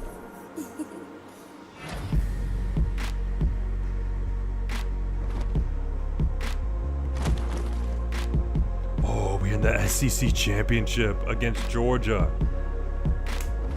Oh man. Let's look at the rankings.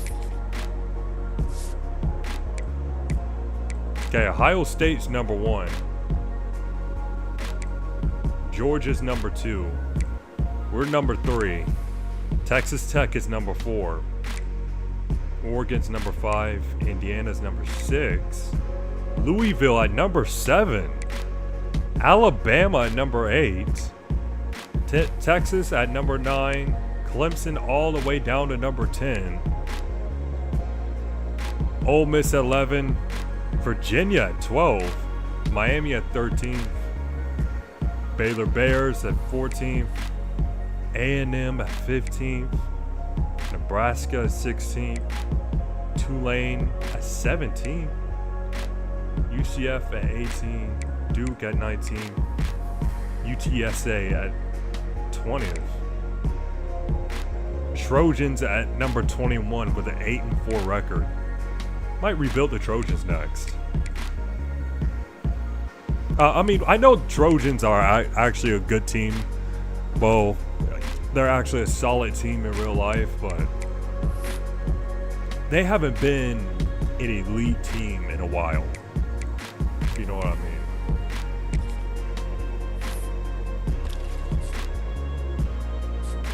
It's been a while since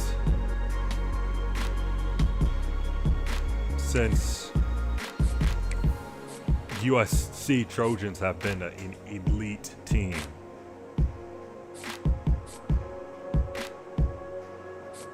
Okay, we might get another wide receiver here. Sterling Smith. I think we got enough defensive tackles. Yeah, we might not get this guy. It's like he's going to USC.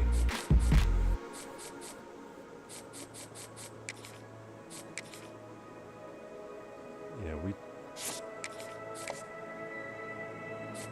probably don't need a quarterback right now.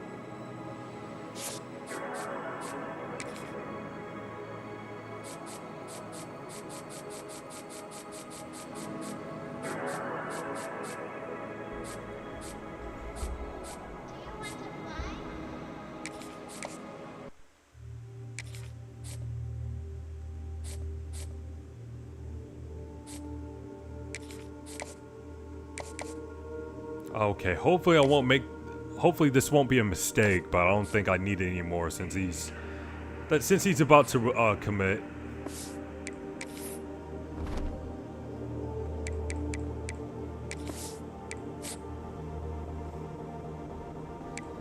This is a heavenly exclusive.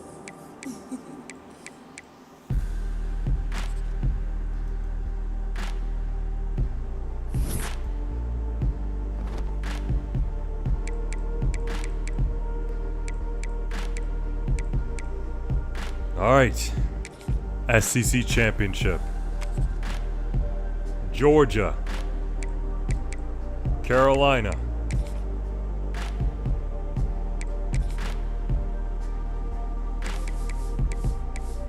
Why not go black and white?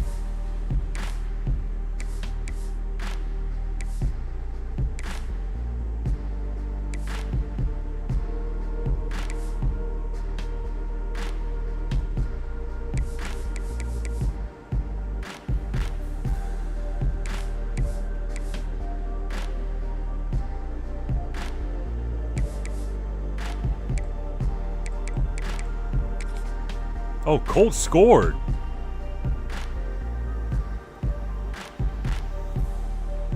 Alec Pierce with a touchdown.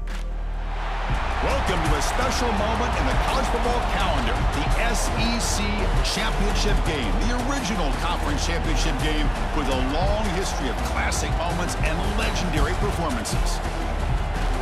Welcome, folks, to Mercedes-Benz Stadium, home of the Falcons here in Atlanta, Georgia. As we'll see a top 5 team in this conference, the South Carolina Gamecocks, taking on the second-ranked team, the Georgia Bulldogs. For EA Sports College Football, Chris Fowler, joined as always by Kirk Herbstreit. Kirk, let's get right to the action.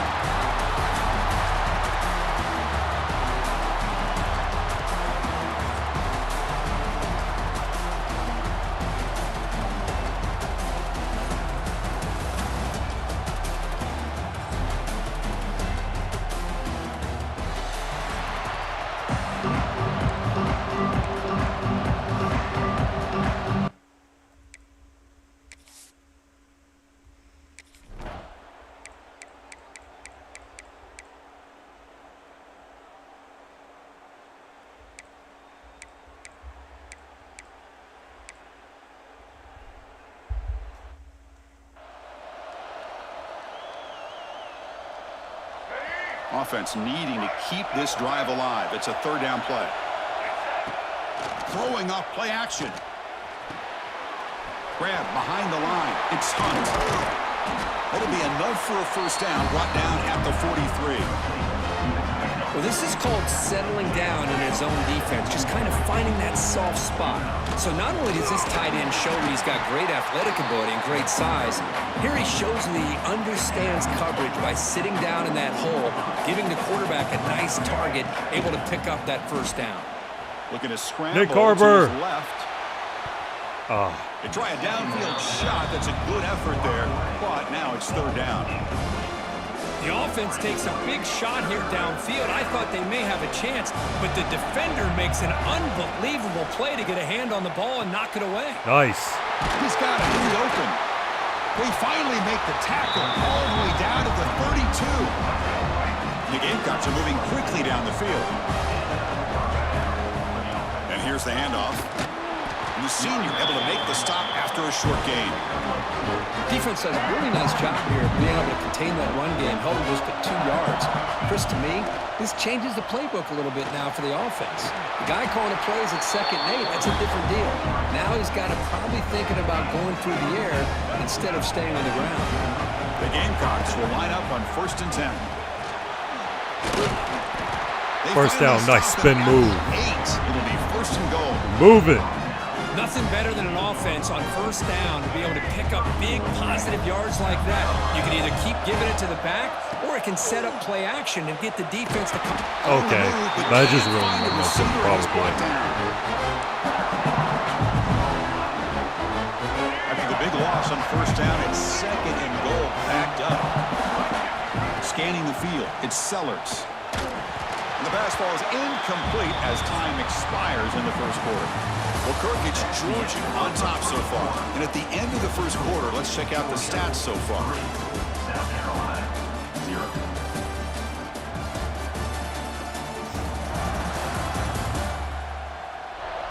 Plenty of time for some plot twists here as we begin the 2nd quarter. An exciting start to the quarter here as the offense facing a 3rd and goal. Off play action, he's looking to throw. Bringing pressure. He's trying to throw. Chris, third down here, they throw the football, which I have no problem with down inside his 10-yard line. But the big thing is the quarterback has got to do a better job working through his progressions to give himself a chance. The last thing he wants to do is take a sack, and now they're facing fourth down. Oh, and he missed it. The kick is no good. A missed chance to tie this game, still down by 3. And the Georgia offense is back out on the field. They've got the lead, but hadn't settled for a field goal last time out. They'd love to find the end zone here. Short throw complete to the tight end. Receiver brought down after a short pitch and catch. Second down play coming up. From the shotgun, here's an inside give. Stopped short the marker after just a short gain. Chris, I know it's not a huge gain. You didn't pick up the first down, but it's still early in this game. Never abort this running game. You keep working. It's kind of like a body blow in a boxing match. Keep wearing the defense down, and eventually you can hit a big one. The Bulldogs will have to kick this away. He's on the punt for the first time this afternoon.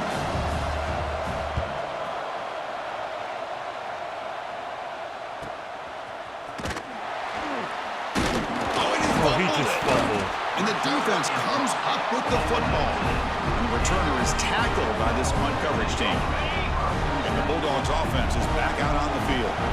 Forced to punt last time, trying to add points, build the lead right here. To throw, it's Stockton. And it falls incomplete. Getting set, here's second down. They're going to run it. Matt gets the carry.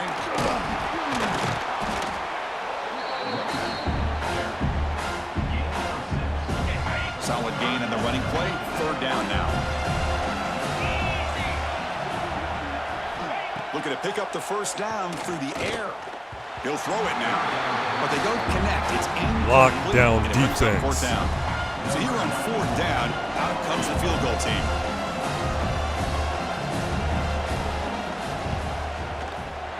And that kick right down the middle. Can't hit it any better than that. So after the field goal, the kicker out there again to boot it away. Snap, the hold, the kick, everything there perfect to put 3 points up here for the offense. And the Gamecocks offense is back out there on the field. No doubt the last drive was deflating. They had to settle for a field goal attempt, but missed it. Tough running there, but not quite enough for a first down. Offense comes up 2nd and 8. That running game not producing much on the first down play. Scrambling, now he'll make the throw. Oh, he caught it. Oh, he makes the catch. They bring him down, but that's a good play. Moves the ball to the 39. First down here for this offense. It's a screen pass complete to the running back. More and more fumbles. Well, that's why you do ball security drills almost every single day in practice. You just can't put the ball on the turf like that. But give credit to the defender for the hit, because that's what caused the fumble. The offensive coordinator's got to love this starting field position. Play action here on first down. Caught over the middle. It's Bell. They stop him at the 22. Okay, the 49ers scored. Scoring position now. Looks like a man is down on the field after the last play, so we'll take a timeout.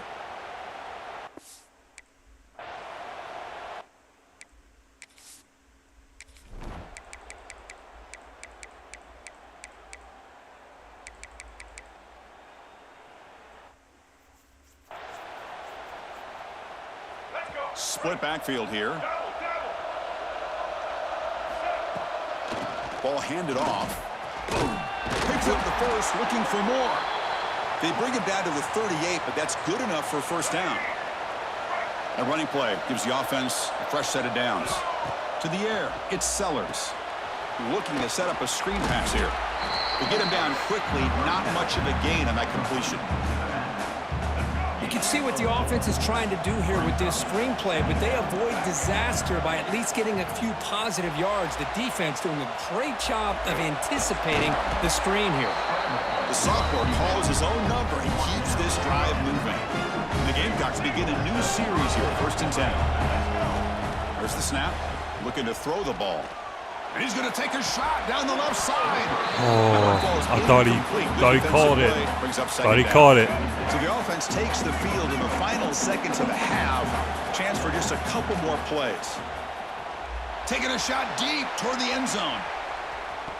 Oh, and it's batted down by the defense. Great play to deny a touchdown. Time ticking away. Time for just one more play before halftime. And he'll drop back here on 3rd down. He's looking deep again. And the pass falls incomplete. No time left on the first half clock. And that will do it for the first half here. Kevin Connors now has our halftime update. Chris, massive expectations. Defense keeping us in it, but and it has not disappointed. Got to execute on offense. A lot of coaches will say limiting the big plays and maybe hitting on a few yourself is key. But I'm more of a move the chains guy. Give me efficiency every day of the week and twice on Saturday. The offensive unit that subscribes to the less is more philosophy might be the one that leaves here today with a big fat W. And with that, let's send it back to Chris and Kirk and the much anticipated conclusion of the SEC Championship.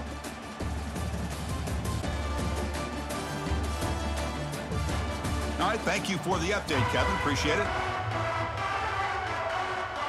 And the Bulldogs will kick this away to begin the second half.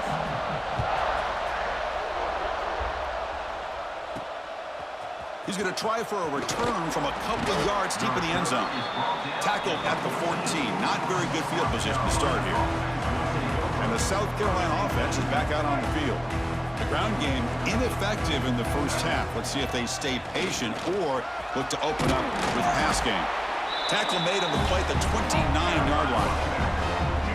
New set of downs for the offense. 1st and 10. To throw, it's Sellers.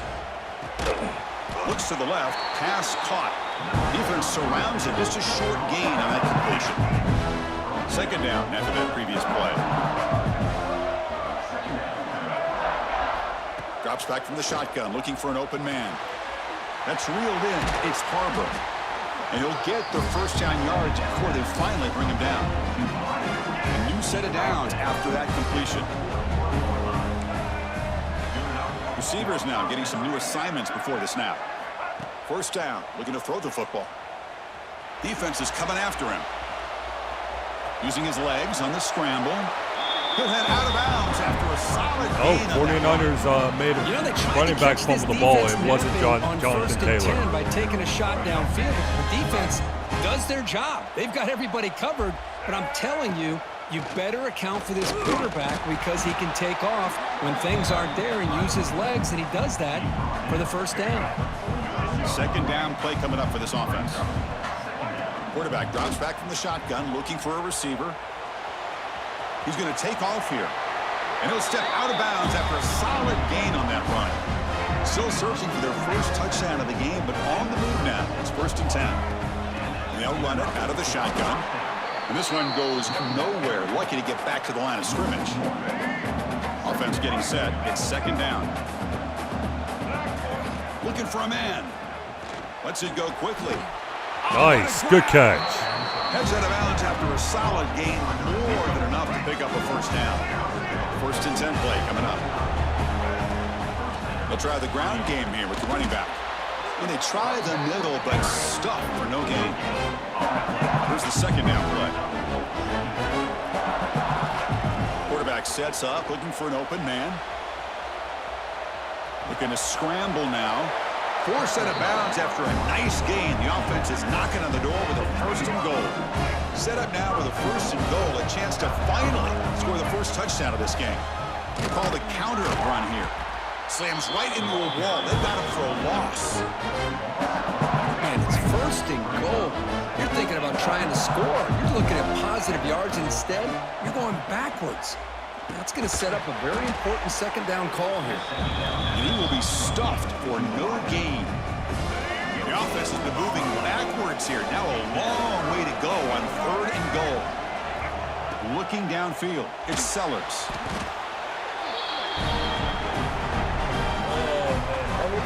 Score.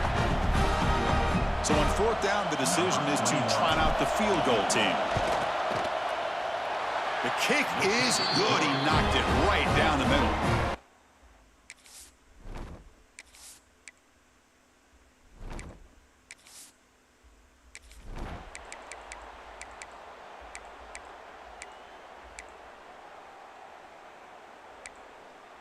Scored a field goal.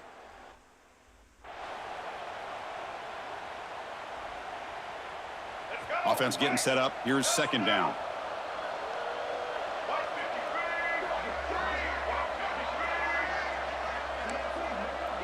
Quarterback checks the defensive look, makes some adjustments.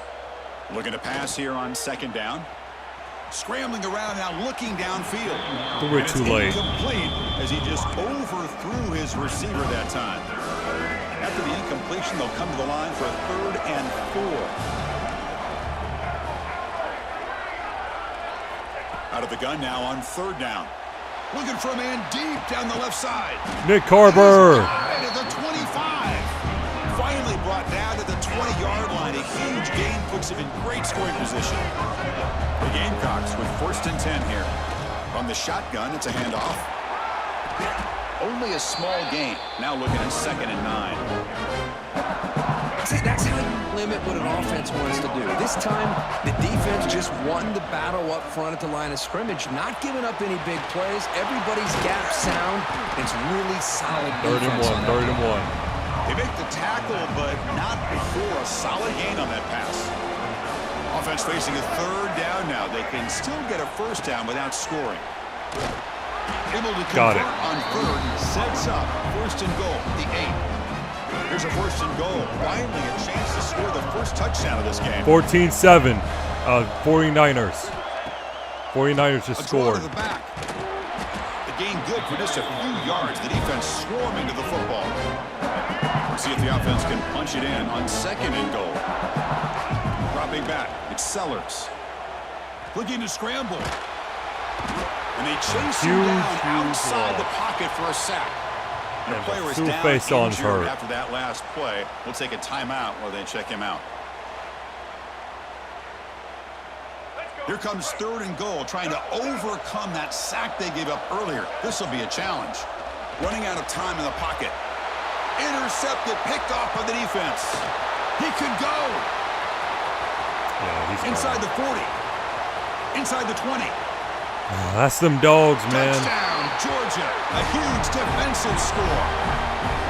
Chris, how about the safety here? Just kind of sitting back, waiting patiently to read the quarterback, and then once the ball's in the air, there's the range to come up with that interception. That might be it. And I love that he's got the speed in the hands to make this quarterback pay for it. We haven't even scored a touchdown. An extra point up and good. They stretch the lead to 16 here in the 4th quarter. Kickoff team out there. They are fired up after just scoring a touchdown.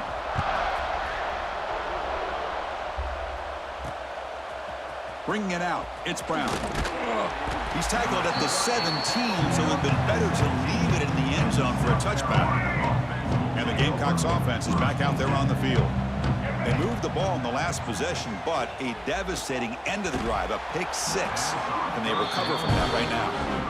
I really feel that this quarterback is rattled at this point. He's already been sacked a number of times. I think it's affecting his timing with his receivers. Escapes the pocket. The pickup was 6 yards, so 3rd down and 4 now.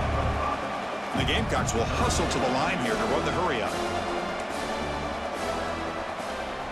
Looks like the QB is changing the play at the line. Quarterback in the shotgun here on 3rd down. Dropped it. Good defensive play brings up a 4th down. The offense stays on the field down multiple possessions. Easy choice. Trying for a 4th down completion. Going to try to use his legs here.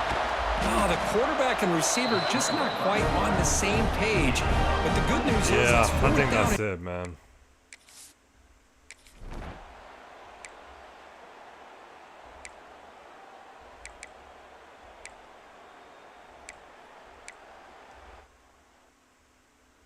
Just BTA, man. Well, is college football. You're going to have Wasn't your our year highs and lows. for the They had SEC. big expectations today, Kirk. They just fall short. Couldn't get it done. Well, Chris, we sat down and talked to them, and you're right. They put a lot into this game. I think they were very confident that they had everything that it took to be able to win this football game. And now they're going to have to put this one behind them, learn from the mistakes, move forward, can still have a great season. And that is going to do it. We enjoyed being here. For Kirk Herbstreit, I'm Chris Fowler, and this has been another presentation of EA Sports College Football.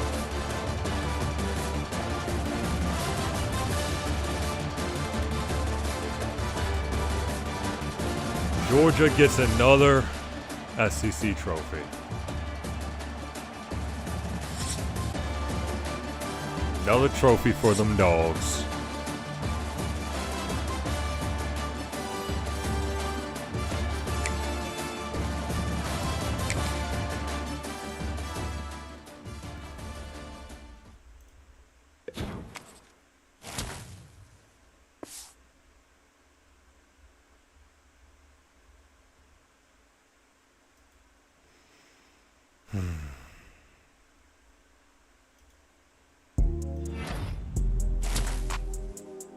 Okay, we get a new receiver. Oh, how's it going, Modric? I didn't even see your chat. No, it's all good, man. It's okay. What? You've been Christmas shopping?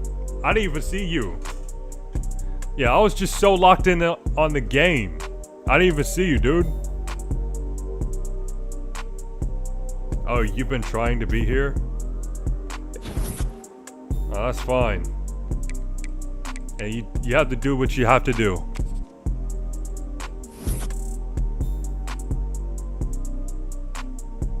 Oh yeah, roll tide, man. We own the Gooners. Gooners is crazy.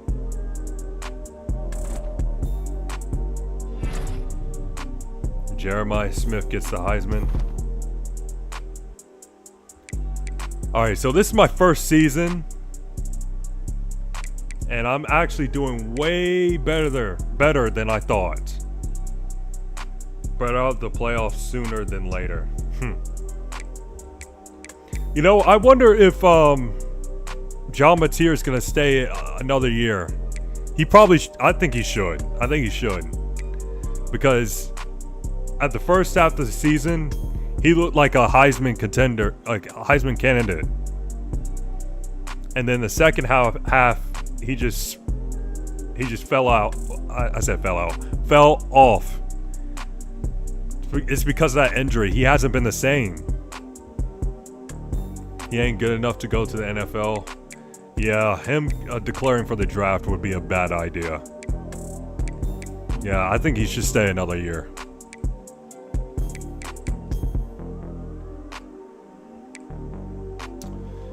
He should stay another year. Alright, let's look at the playoff bracket. No, not top 25.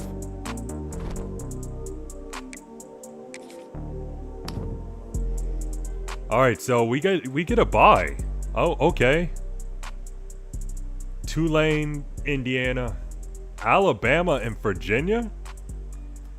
They love him at Oklahoma anyway, and he can get paid. Yep, that is true. Ole Miss, Louisville, Texas, Oregon. Okay. We get a bye. Even though we lost in the SEC championship against Georgia.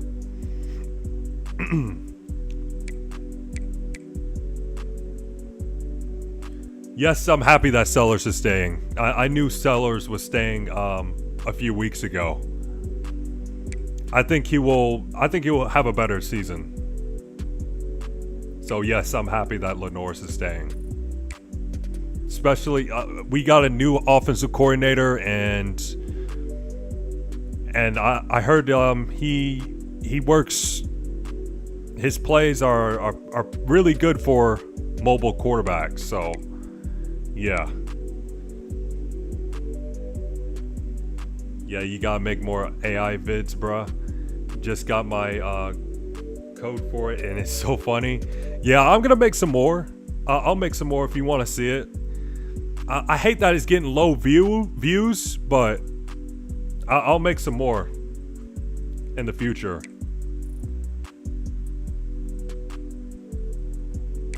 Yeah, I really like using Sora.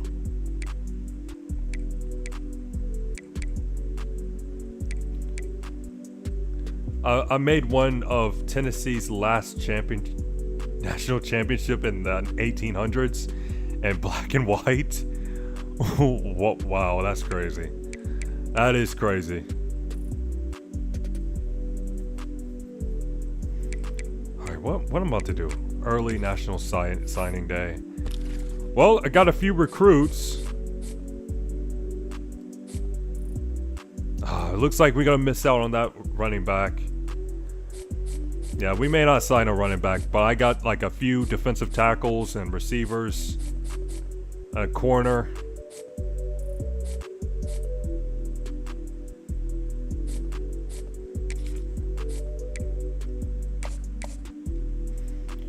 Yeah, I don't even know what I'm doing with recruiting, to be honest with you.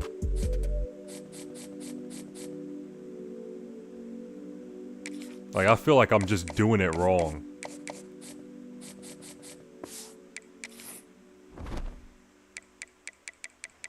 Alright, let's see who signed.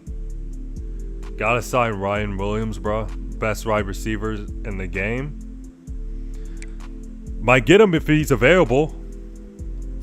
We'll see if we can get him. You know, Cam Coleman might be available after this season. So we'll try to get him too. Oh, we're playing Indiana. Playing them Hoosiers. Yeah, speaking of Indiana, y'all are playing the Hoosiers.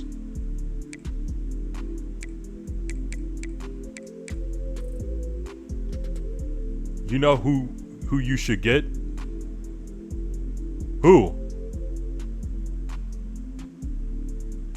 The running back from Washington? Oh, Coleman. I know who you're talking about, Coleman. I'll try to get him if he's available. Jonah Coleman. I think that's his name. Jonah Coleman.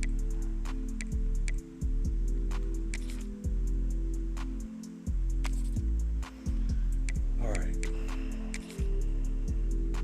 Away. Yeah, we're not gonna mess with Hoosiers uniforms. Nah, we're not gonna wear white pants. Not gonna do that. Go with garnet and white. I think that's the plan. I play mostly offense because I would consider myself an offensive-minded guy. When I play Dynasty mode games. Through the opening round of the college football playoff, and now the pressure and the intensity continue to mount as we go to the quarterfinals, moving away from home sites and onto neutral fields. What's and the also, bigger I would. factor, the battle-tested team, you said just or the like better Retro rested Bowl. team? Huh. Welcome, folks, to AT&T And also, I will Stadium. warn you. Look out I'm gonna right warn here you in that I'm Arlington, not Texas. that good at this game. We'll see the number I'm not the 5 seed best. in this playoff, the Indiana Hoosiers, taking on the number 4 seed in the playoff, the South Carolina Gamecocks. 3A Sports College Football, I'm Chris Fowl here in the booth with Kirk Hermstreet. Time to find out who's going to be moving on in the college football playoff.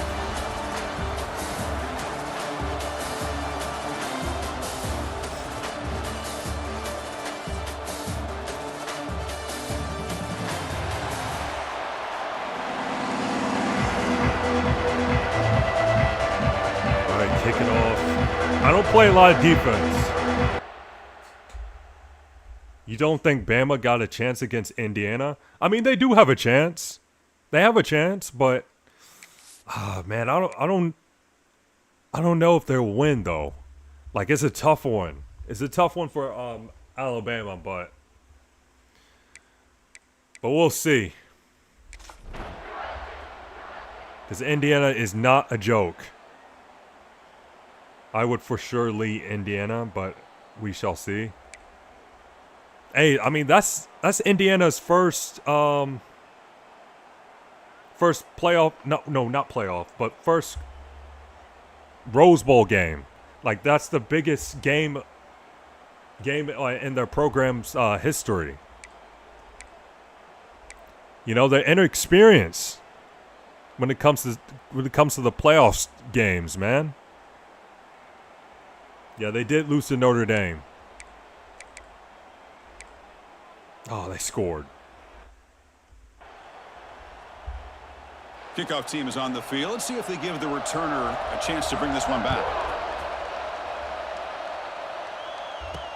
He's going to return it from near the goal line.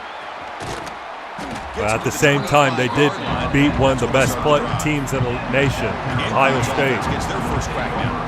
Let's check out the impact players in this game. There are guys that are going to have to step up and deliver. The teammates look to them. Coaches are counting on them today. Chris, I think these are the guys that show the most consistency, and I think that's why we're showcasing them. And they're going to have to be able to step up and not only make plays, I think provide the leadership. Coaches told us all week. Good run, good run. These are the guys that really are unique within this program, and hopefully they play well today. Big runs like this are just demoralizing for a defense. It's one thing to give up big plays over your head against the pass game. But when teams can run the ball and pick up yards like this, really affects the team's mental psyche and their confidence. And you'll start to see some missed tackles following a play like this. The game makes it second and medium. He escapes the pocket. Circle. To create here oh, he dropped it. That's going to be incomplete. A lot of contact. He said, I don't know, though. If we can shut down their offense, they're out of luck. Their defense is not good enough to stop our defense. I mean, their defense is not good enough to stop our offense. All right, man, we'll see. Scanning the field, it's Sellers. Deflected, and the defense forcing the incompletion brings up fourth down. The Gamecocks will send their punt team onto the field. Oh, that was a terrible punt. This one will be fair caught. This is a terrible start. And the Hoosiers offense is back out there on the field. Colts scored in the Colts and 49ers game. Now it's 14-13. Stop them this time. They'll run it from the gun. First down, looking for more now. How do we break that tackle? Okay, we got him down. Big chunky yardage on the play. Nice game, moves the ball to the 47. Another first down.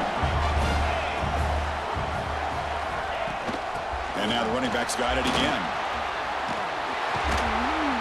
All right, man, wake up, wake up. Come on, let's wake up. This offense really threatening now.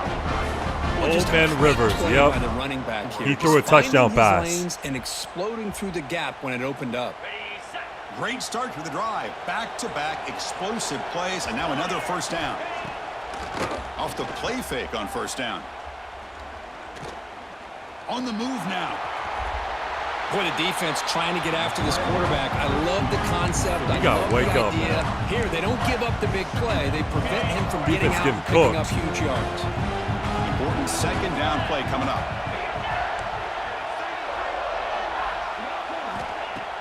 Off the play fake, looking to throw the football.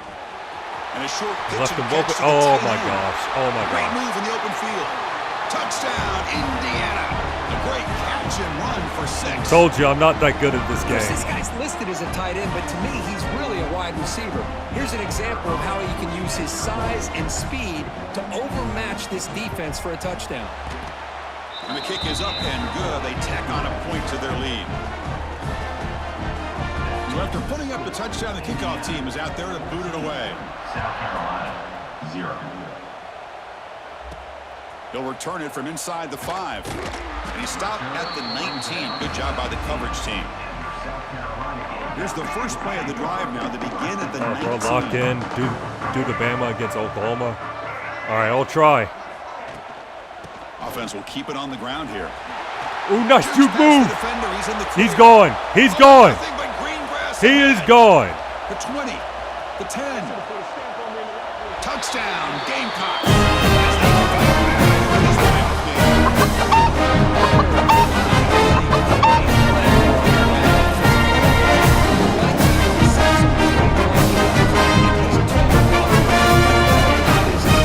What a run.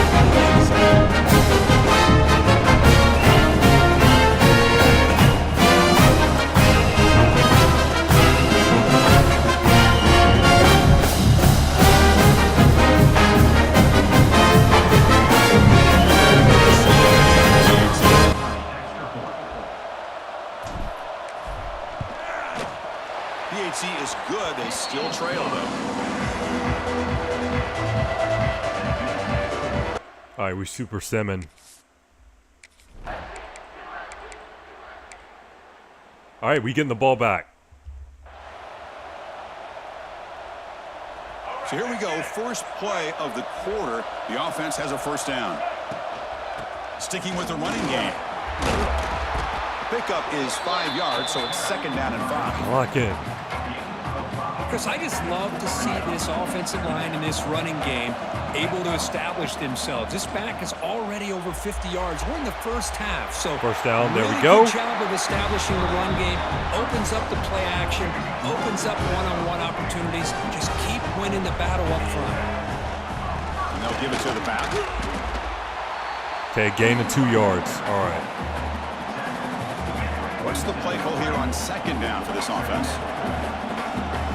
Looking downfield, it's Sellers. Moves out of the pocket. Don't see anybody. Got to throw it away. And he'll just get rid of it.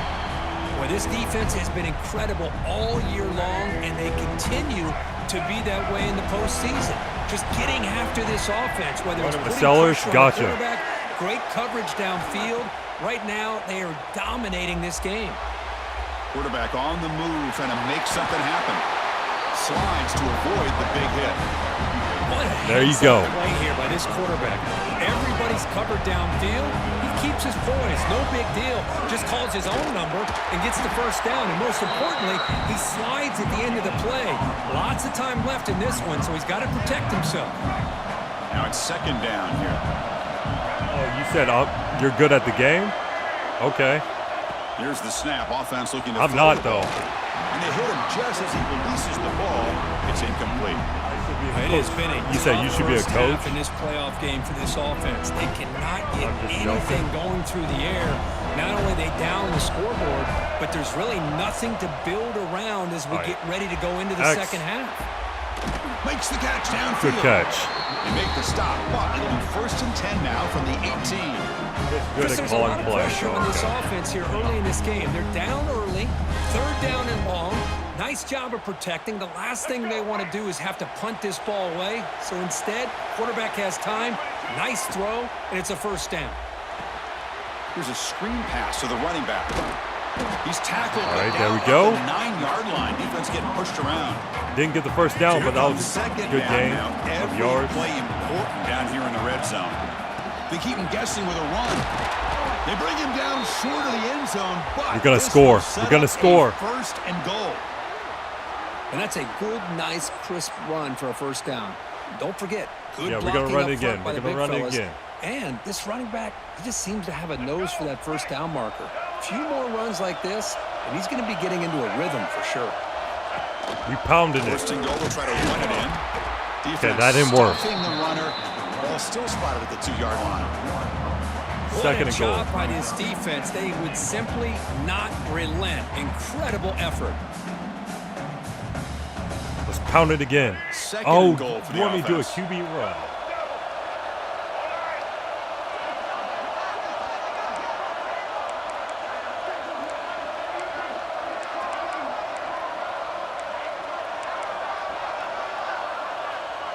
Yeah, it's not open at the moment.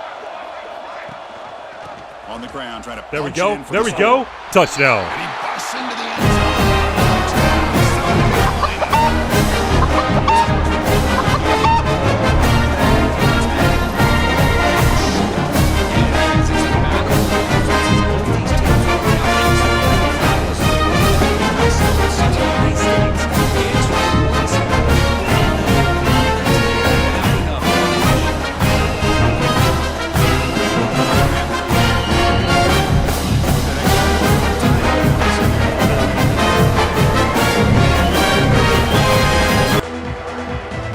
All right. Came back from 14 points down. Now the kickoff team out there to kick it away. Still face on, balling out. Doesn't bring the kick out. Touchback. They'll start at the 25. And here comes the Indiana offense back out on the field. So the first play of the drive coming up here. Under 3 minutes to play before half. Off the play fake, looking to throw on first down. finds his man. It's Becker. He's found some room at the 45. They get him down, but not before he reaches the 39. Boy, nice job here. He said, never mind. Oh, the 3rd and goal.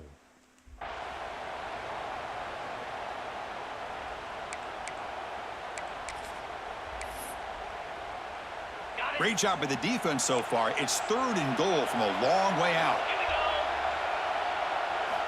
Looking to chuck it again. The pass rush closing in. Get down to the ground. Down he goes. It's a sack. But they finally get to the quarterback with that sack. You know, he's already thrown 2 got touchdowns the sack. in his first half. So the defense really needed that small victory for many reasons. So on 4th down, they will settle for a field goal attempt.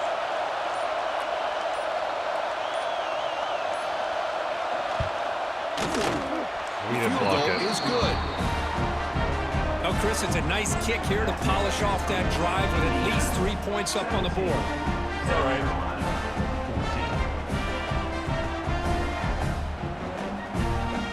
So they settle for 3, and now the kickoff. We'll see if the opposing offense has enough time to answer before halftime. Return starts from inside the 5. Tackled at the 22. Good job by the coverage team. Offense out for the first play of the drive, beginning at the 22. The back's got it. They'll stop him behind the line for a loss of 1. Running play goes backwards, makes it 2nd down and 12 now. Dropping back, it's Sellers. Quarterback looking to scramble. Ooh, I could have fumbled there. Hey, if you're not going to account for a quarterback, he's going to be smart enough to take off when the opportunity is there. So the offense looking to be efficient here. Not much time remaining before the end of the half. Grab near the sticks. It's Harbor. So a timeout is called. Just a few seconds left here in the first half.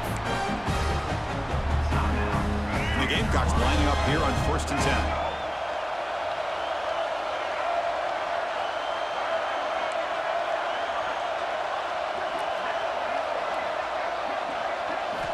Here's the snap, looking to throw here. And it's incomplete. He dropped it. 3 seconds left on the clock. Just time enough for 1 more play in the half. Hail Mary. He's back to throw again on 2nd and 10. Looking deep to the right side. The pass is flag. incomplete. On who? A lot of contact on the plate. Here comes a late flag. Pass interference. Defense. And that PI call is going to give them one more untimed play in the half. We're not doing that. Let's go. Right.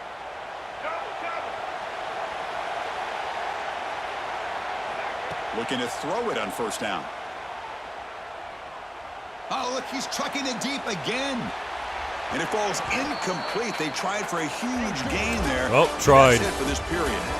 Meadows going to wrap up the first half here. Let's kick it now to Kevin Connors with our halftime update. Chris, the magnitude of these CFP matchups is always on another level. And how do we possibly begin without singing the praises All right, of this nice. We get the ball back. Let's go. Let's His go. ability to find gaps, run textbook routes, and then show that breakaway speed. He simply is the total package. How this secondary responds, whether they try to double team him or get aggressive at the line, that'll be the story of this second half. And the South Carolina offense is back out on the field, hoping to click here at the beginning of the 3rd quarter, try to make up this deficit. He's going to take off. Should have with the X, but that's fine. We got the first down. Nice pickup on that running play. Love the aggressive mindset from the play caller here on 1st down. Take a shot downfield. The thing is, they're all covered. Nobody's open. He gets flushed out of the pocket, decides to run towards the boundary and gets out of bounds, and a good gain and a 1st down. Again, makes it 2nd and medium. Not that bad at the game. Well, I mean, it's not on Heisman difficulty, I'll tell you that. And the tailback's got it again.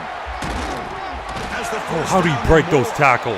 They keep the drive going. It's a first out of the 46. A running play gives the offense a fresh set of downs. They'll go with the ground game here. Running back takes the handoff. Tough running to avoid a loss, but just barely gets back to the line of scrimmage. Second down after that run on the previous play. Looks like a player is down injured at that last play. We'll take a timeout while they check it out. Grab down the middle. Nice. It's Smith. Tackle finally made at the 37. And first and 10 from there. Just a good job of spreading the wealth, making sure everybody's getting their touches. When you do that, the defense can't lock in on one guy or two guys. Make them have to be aware of everybody. It allows Nice you to juke continue to move, spread man. the With ball full around face on, and he spread is the balling field, out. making it tougher for this defense. The Gamecocks looking to take advantage of this red zone trip. On first down, why not keep it on the ground? Face on again. Make the tackle, but it's going to be first and goal from the 6. Let's keep feeding him. That Why is not? 2 consecutive runs for first downs. Give credit to the offensive line in this back, really getting into a rhythm, and they got this defense on its heels. They test the middle there, but get nothing. Yeah, we got to keep pounding. Job by the defense surrounding the runner and preventing that play from being bounced to the outside. And off inside, looking for the touchdown. 3 touchdowns. Touchdown, Gamecocks.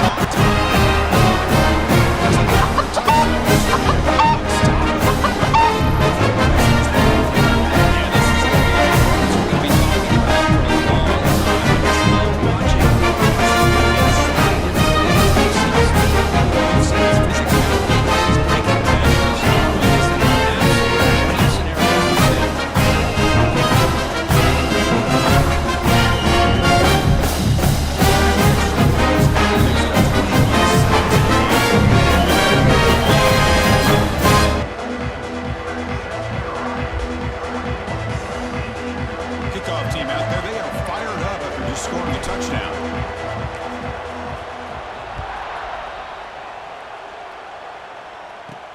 Return begins inside the 10. Stop at the 22. That's pretty solid coverage there.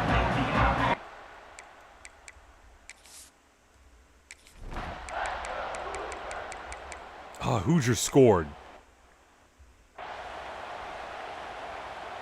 They come up on first down. Clock running. Final minute here of the third quarter. Shotgun formation. There's an inside give.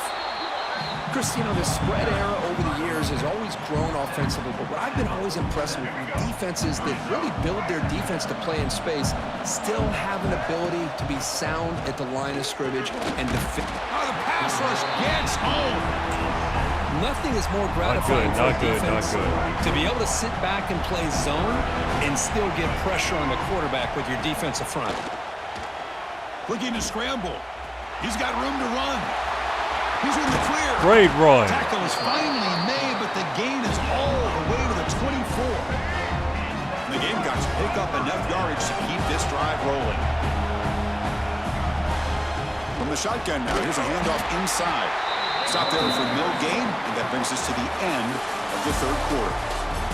We So got Indiana at least a has dog the lead to here, sitting in a pretty good spot as try they at wrap least up the tie. third quarter, trying to keep those national field goal? championship hopes Okay. alive. Let's take a quick look at the game stats where they have a chance. 49ers scored, by the way. George Kittle. For a classic finish, a spot in the next round of the college football playoff is at stake. I don't know why he did that. Here we go, first play of the quarter. Offense setting up for a second down play. Back to throw. It's Sellers. He escapes the pocket. Makes the grab. It's Bennett. Defense makes the stop very close to a first down. Big moment here in this playoff game. 3rd and short on the 7th play of the drive. Can he get there on the ground? Oh, he's Reach gone. in the end zone. Touchdown. Touchdown, South Carolina.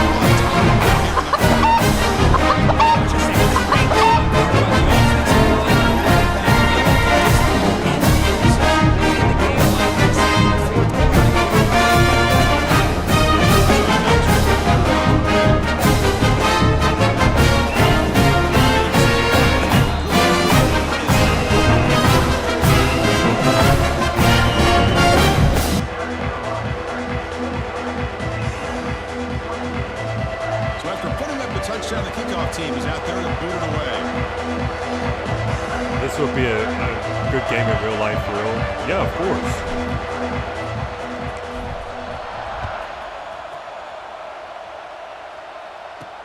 And here's the return from inside the 5. He'll be tackled at the 18. That's good coverage there. All right, no defense for this one, for this drive. And here comes.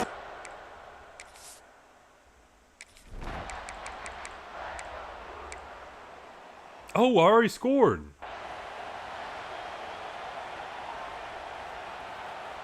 So they'll try to add to the lead now with a PAT. I jumped Extra ahead point too is up fast. and good, so the lead now is 11 here in the final quarter. Got momentum after scoring that touchdown. Now the kickoff team out there to kick it away.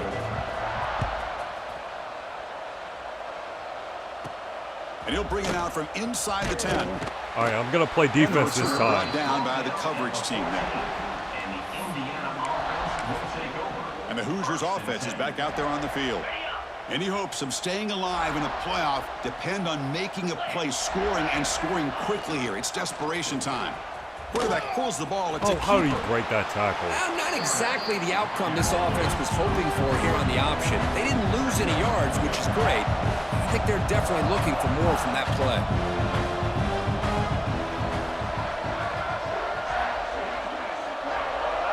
Looking to pass. It's Mendoza. Pressure is coming. Oh, Wide how? open downfield. How? Excellent catch and run by the senior. And the Hoosiers come to the line in the hurry up. The defense is spread all over the field, creating some one-on-one matchups, and the quarterback makes them pay for it. Final 2 minutes as this offense desperate to get some points here quickly and try to stage a big comeback. Fresh set of downs for the offense. First down. From the shotgun, he's probing the secondary. Catch made on the out route. Oh, breaks into the clear. Touchdown, Hoosiers. I tried to move the right stick to get that tackle. What a score by this offense. And I tried to move the right stick to tackle him, man. Themselves a little bit of time, and now you're thinking onside kick. If they can recover it, you never know. Hey, we're still winning.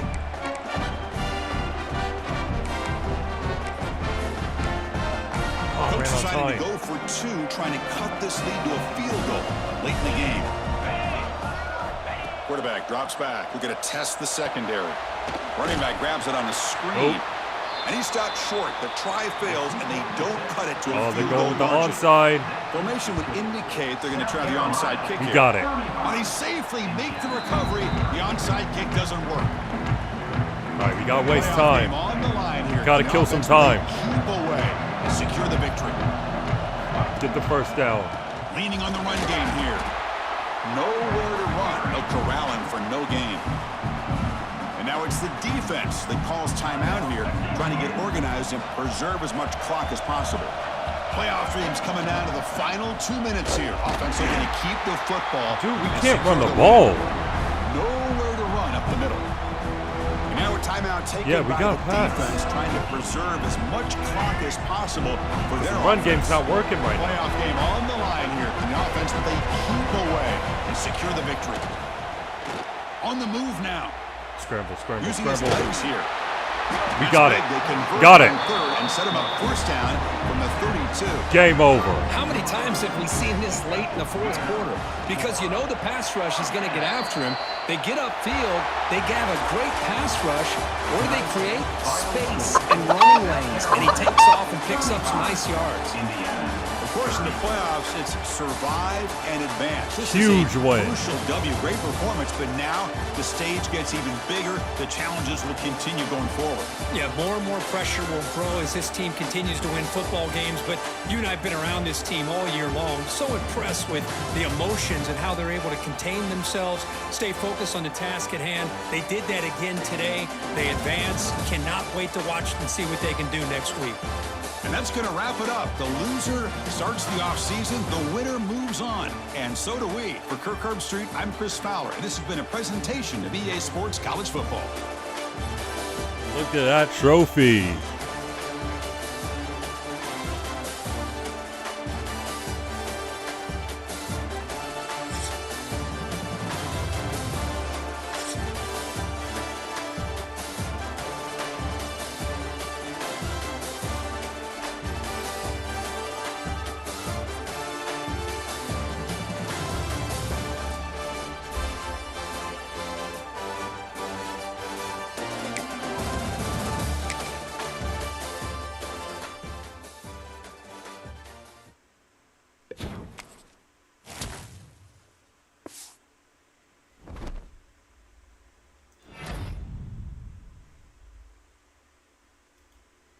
Man, what a performance by Rasul Faisal. 186 yards, 10 yards per game. Or, yeah. Ohio State. We going against Ohio State.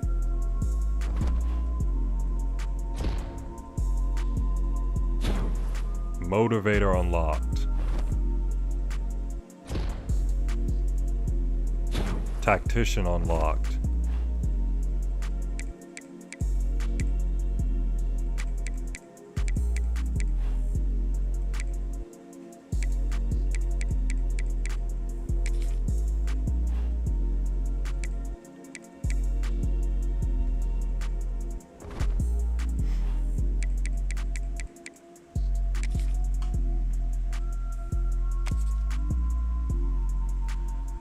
Playing against the Ohio State Buckeyes.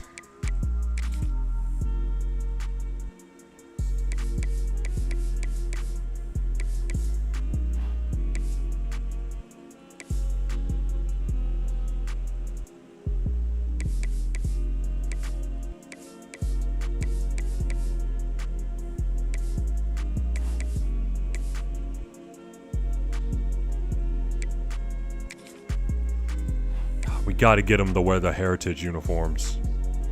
No, actually, we should go all white.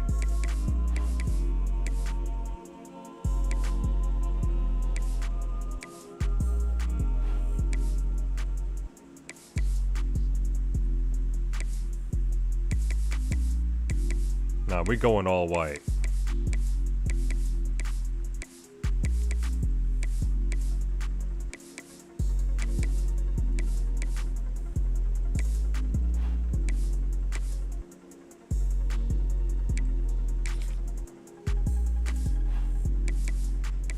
And Ohio State, they will wear their heritage uniforms.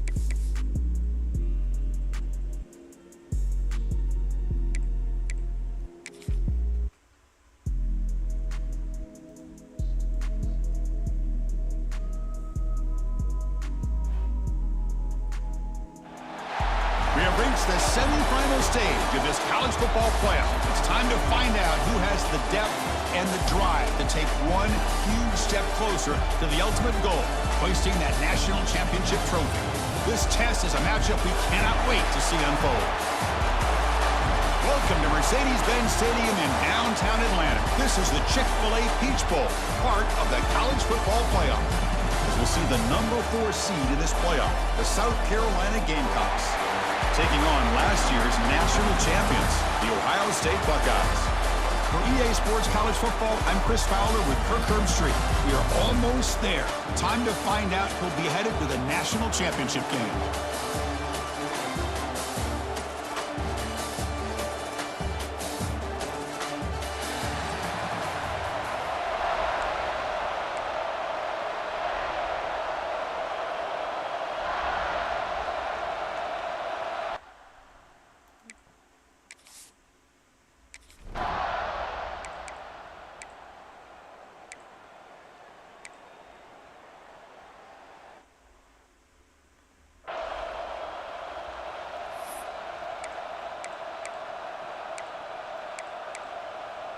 Yeah.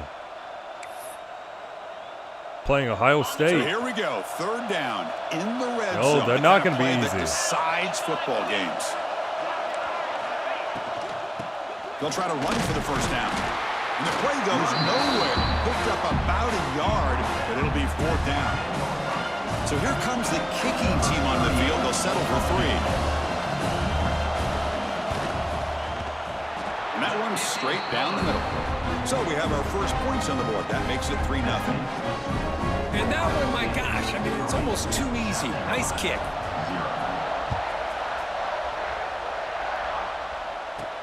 Fields it just outside the goal line. Ooh, what a good run. Good run from Bakari Swain. Well, I wouldn't say good, but a decent run. Offense takes the field. Our first Bakari chance to see Swain. them today.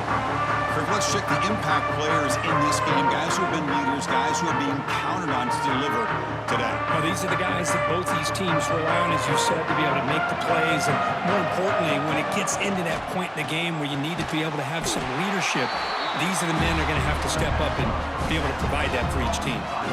This line getting set up. It's a first down play. To throw, it's Sellers. Quick throw, testing the middle. That could have been intercepted. That was a Make terrible the connection. That one is incomplete. I think he predetermined where to go with his semis. football. Yep. He didn't give himself a chance to work through his progressions, locked into his primary, tried to force it in there. It doesn't work out. Quarterback looking to throw it on second down. It's a short completion to the big tight end.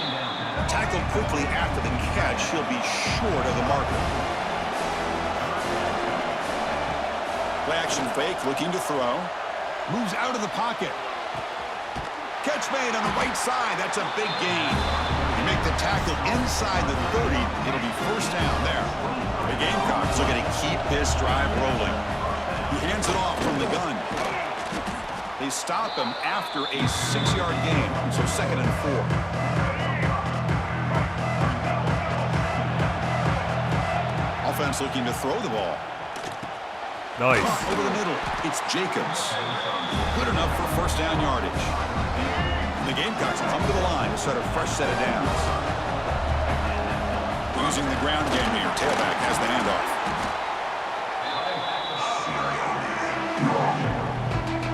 Coming to the line on second down. This is important. They want to avoid a 3rd and long.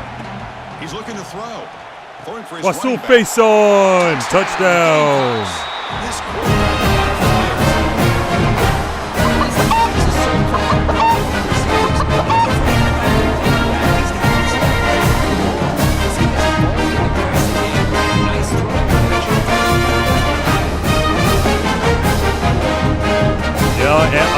I am creating a dynasty.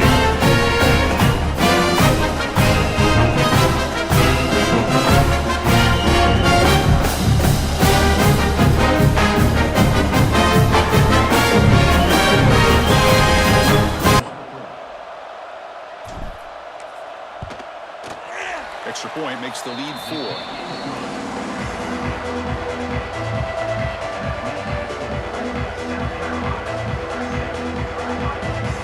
Kickoff team out there. They are fired up after just scoring a touchdown.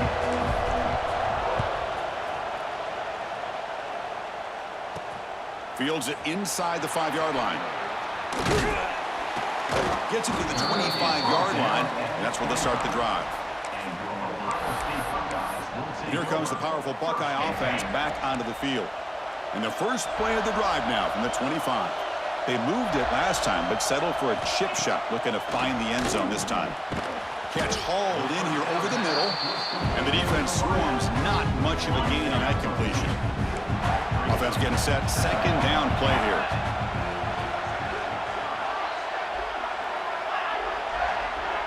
Impressive, by the way, on that drive. Back to pass. Appreciate it. It's Sayin. Whoa, what is this? He finds some space. And they wrap him up, but the gain is good enough for a first down. Well, it's so easy to get caught up on the receivers and the quarterback, and your eyes get lost. You forget about the running back. Nice catch and a first down for this offense. It's the wide receiver coming in motion now. On first down, they'll keep their running game churning. Where are you going? They'll trap him out there behind the line of scrimmage. Chris, I think we all kind of get caught up in third down. You know my boy locked in when playing defense. Yep. Is how well do you defend first down? If you can hold your opponents to a short gain or a tackle for a loss, you throw the offense out of whack, and their game plan gets much more challenging to try to come up with that first down. Critical third down play for this offense right here. Out of the gun now on third down. Get down to the ground. Great call here going with that nickel defense, giving you more speed on the field on that third down and long. Nowhere to go. Gave the defensive line plenty of time to come up with that sack. Now it's fourth down and long. And on fourth down, the punter sends it away. And this will be fair caught at the 35-yard line. And now the first play of this drive will begin 36. And looking to throw now on first down. Graham down the middle. It's Smith. He'll be taken down, but he crosses midfield at the 48.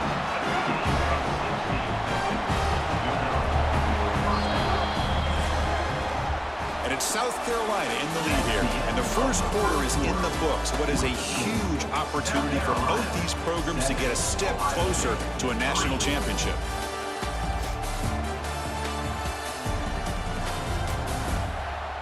Through one period, these teams are finding out that playoff games just feel different. Who can handle the nerves better as we head to the second? Back at it to start the quarter. Offense getting set to run a first down play. The shotgun handoff here. Picks up 2, so it's 2nd and 8. You know, in the era that we live in right now, everybody wants to spread the field around, try to create space, try to create one-on-one matchups, and the defense has countered over the years by trying to play out wide. But here's a great example. The defense has the ability to play wide, but still be solid at the line of scrimmage, not give up big run plays. Jacobs with the first down. It's first down. Yeah, you know this defense has got to be frustrated after giving up multiple conversions my goodness. on first downs. There's another one. But for the offense, and they're just playing very efficiently right now. Running play goes backwards. Now the offense is set up at 2nd and 13. He's running out of time here. It's incomplete. He was hit as he threw that time. And now 3rd down coming up. Not going to be easy here. Backed up a long way to go for a first down. Quarterback appears to be changing the play. Now in 3rd and very long, looking to throw. Fires quickly to the left. And that's incomplete. They weren't afraid to let it fly, but it brings up a 4th down. The Gamecocks bring their punt team onto the field. Son to kick it away, helping his team with field position. And that punt carries into the end zone, so a touch.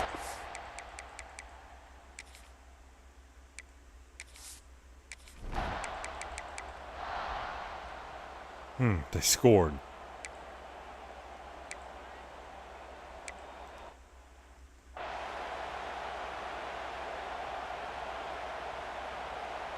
Not a punt, bruh. Gotta do what you gotta do. Offense gets set up here. It's 3rd down. Is this a blitz?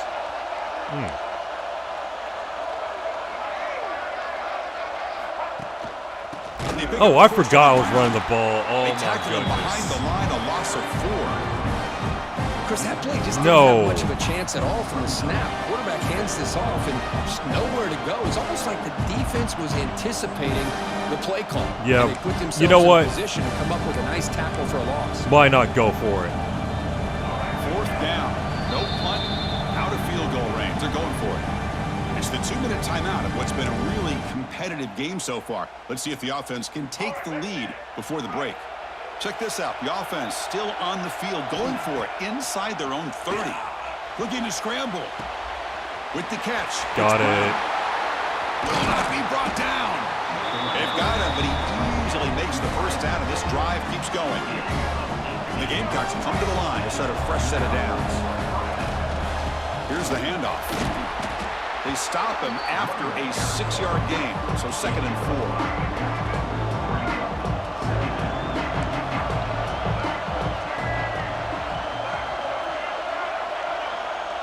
Dropping back, it's Sellers. Oh, what? Broken up by the defender nicely that time. After the incompletion, they'll come. Fortune favors the bold. Out of the gun now on 3rd down. Caught near the sticks. It's Brown. Jared Brown. At the 20. Oh, and he heads out. Good run, and Russell Faison's hurt. Looks like a man is down on the field after the last play, so we'll take a timeout. The Gamecocks are in the red zone. Handoff here from the shotgun. The defense able to stop him at the 2.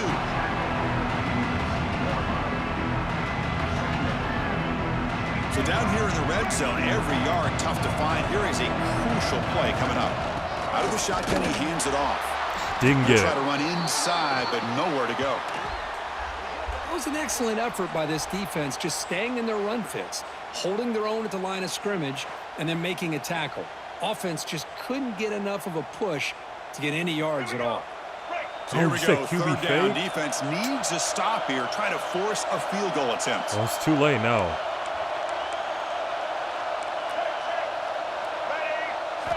On the third and short, they'll try to throw for it. I tried to scramble with the quarterback. That didn't work.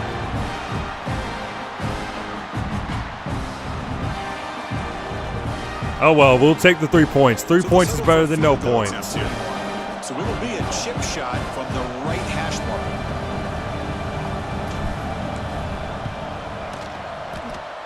Oh, and he knocks it right through. Hey, 3 points is better than no points.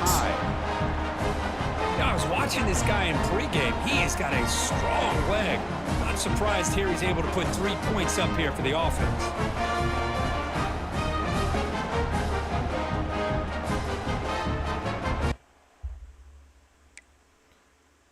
It was worth going for it. Guess it would be. Maybe it's just better to be safe. Go for it on 4th and 54. Is that 4th and 54?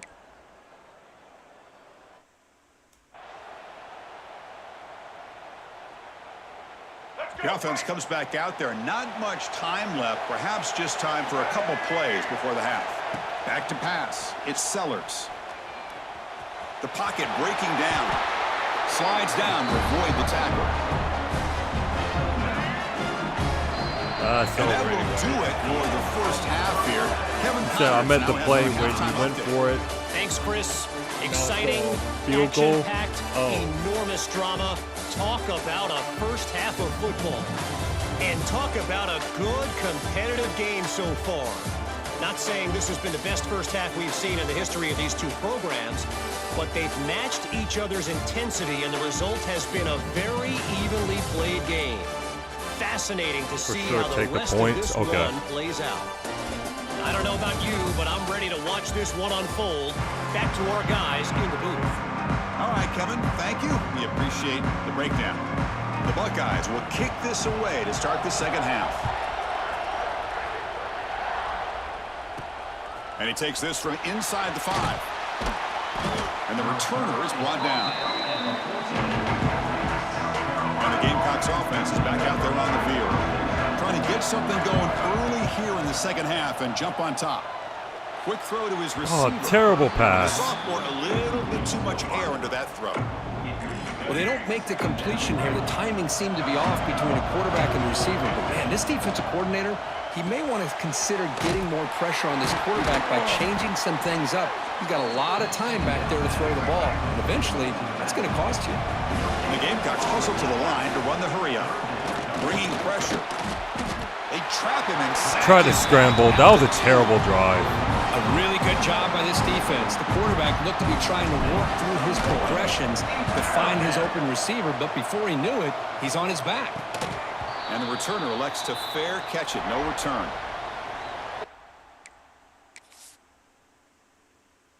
It's tied. All right, we got the ball back. Here comes the offense looking to start the drive.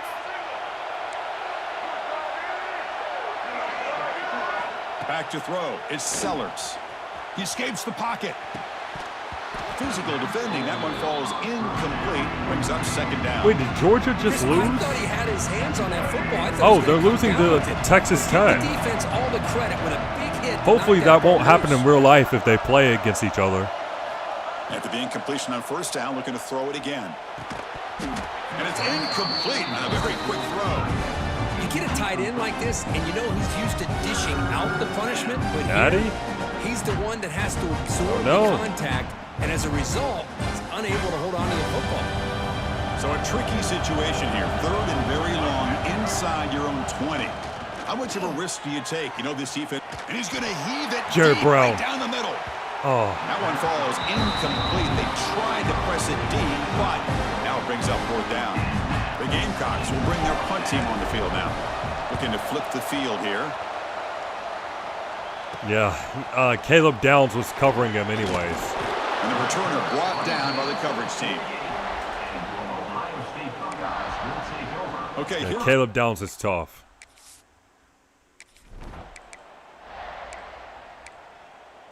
Oh, 1st and goal. They're about to score.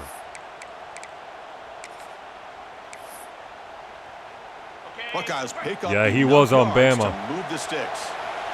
Hey, I seen a clip of Caleb Downs saying that playing in the SEC is harder than playing in the Big I think Ten, that's a smart play. Goal to go which is he tricky is, when you're trying to throw it in there. which he is spot on. He is Throw it right. away and live for the next down. No gain makes it 2nd down and goal from the 5.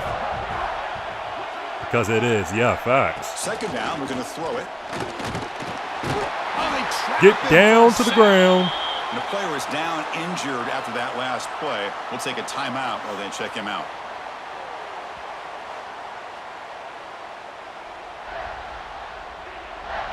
So here we go, 3rd and goal. Giving up that sack has made this a real zone headache for the coverage. offense. Let's see if they can convert. It's On too 3rd late and now. goal, he's going to try to throw for it. Yep, you're right. Should have done zone Here coverage. in the 2nd half. Well, that's his 2nd touchdown catch already in just the 1st half. You can guarantee the coach on the other side is trying to make every adjustment he can to slow this guy down. I tried to change the zone coverage, but he did hike the ball. I ran out of time. The touchdown, the kickoff team is out there to boot it away. South Carolina, 10. He's going to return it from near the goal line. He'll be tackled at the 18. That's good coverage there. All right, it's not over yet. Offense out there for the first play of this drive from the 18. Looking to throw. It's Sellers. Oh, escapes the He tackle. escaped the Quarterback tackle. takes off now, looking to scramble. Slide. There we go. Avoid the big hit with the slide. Well, here's a quarterback that just takes control for himself, picking up some nice yards when nothing else is there. This guy's a real threat. On 1st and 10, they'll look to throw it. He flips it to the back across the middle. And the running back that time just kind of sneaks out of the backfield and shows his hands on that nice catch. Offense operating from the pistol. He'll hand it off. He's There we go. Gets it first Solid down. run. Solid run. Setting the tone early with good runs like this can really wear defense down and keep the defense guessing. That's why some of the best coaches of all time have primarily done it with great run games. 2nd and 6. Good job of the defense to fight through the blocks on that screen. He's short of the 1st down mark. A lot of times this can be a tough play to defend because you're so concerned with getting pressure on the quarterback. But here Gotta throw the it away. defense does a good job of coming off of coverage and chasing down the receiver. Oh, a throwaway there. Gave up on the play, but now it's going to bring up 3rd down. Dropping back. We're going to throw for the 1st down. Come Deep on. shot toward the end zone. Nick Carver. And it's incomplete. They let it fly on 3rd down, but now it brings up 4th. The Gamecocks will line up to punt it away.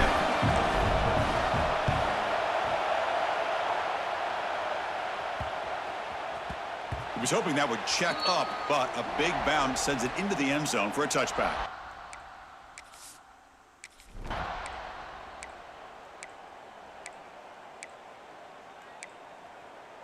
All right, we getting the ball back. And the South Carolina offense Okay, is we back are out on in the field. terrible field They position. were forced to punt last time. Can they get this offense going finally? This is really bad. Okay, we got the 1st down. Tackle made after a nice pickup on the play. The tackle made by the sophomore quarterback showing us the arm strength. Yeah, this isn't looking good. And the ball is handed off out of the shotgun. Running through the tackle. He stopped, but he gets out across the 25-yard line. You know, offensive linemen are just a certain breed. They're always going to do their job, no matter who's back there carrying the ball. I'll tell you what, they have a little bit more confidence. Oh, that was a when bad the person throw, that's and he carrying was the wide ball open. can break off some big-time runs. That makes them block just a little bit harder, knowing what he's potentially capable of doing. Incompletion Put sets too up much a second juice down. on it. And now the handoff. Too much Try the power. middle, but gain nothing on that play. Chris this has just really been the story of the game. This defense has completely eliminated this offense's ability to run the football, made them one-dimensional, and that's why they haven't been able to put many points on the board. Oh, we got to try something. Oh, I thought he caught it. Oh, man. Well, they don't connect here. We might be this cooked. is what you have to do. It's late in the game. You need points. You're behind. You got to take some shots. I'd go right back to it, try to find a matchup, and go to one of your receivers that can make a play for you. And the coverage team I probably should have went for it.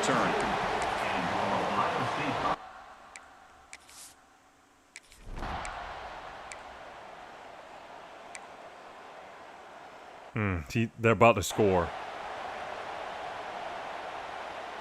Yeah, I knew I should have went for it. I knew it.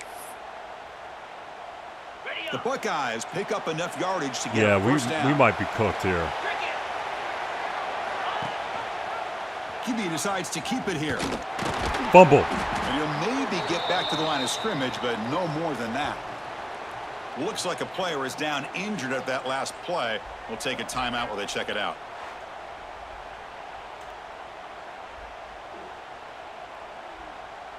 Coming to the line on second down. This is important. They want to avoid a 3rd and long. And the quarterback keeps it on the outside. She said this game reminds me of when my Broncos beat the Panthers. It's a nice job. Might be by the this same defense. score too. They saw option. In the actually Super Bowl? forced the Oh quarterback yeah, to I know what you're talking pull the about. lead. And then they corral him for a loss. You could tell they worked hard on that in practice. So the clock stops as we head into the final 2 minutes of play here. This defense needing to step up and make a play now. Looking to the end zone. Pick that off. How do you not pick it off? But it's incomplete. Hey, it's an incompletion, but it's a nice job by the quarterback. I know it didn't pan out, but the most Right in front of important you. thing is he didn't turn the football over, and he didn't take a sack. It'll give your kicker a chance to put some points on the board if they opt for the field goal here on 4th down. We might be in. Yeah, we're in trouble now. In that drive, the kickoff team is out. Down by 10 points. 1 minute 53 seconds left. They'll return it from inside the 5. And they stop him at the 23. That's solid coverage. Yeah, this might be it. And they'll start the drive here from the 23-yard line. Not a bad team or a way to go out though. Yep. To the air, it's Sellers. Pulls it in, it's Bennett. Chris, it's so easy to get excited about the receivers on the outside and their ability to make big plays, but the slot receivers are just as exciting, especially with their finesse, quickness, and ability to make guys miss in the middle of that field. And that is a first down gain. Moves the Gotta ball do to the Brett 40. Favre and start launching in It's so triple valuable coverage. to have a back like Yeah, this who might can as take well. a check down and turn it into a first down. That level of playmaking is such an asset to a team in today's game.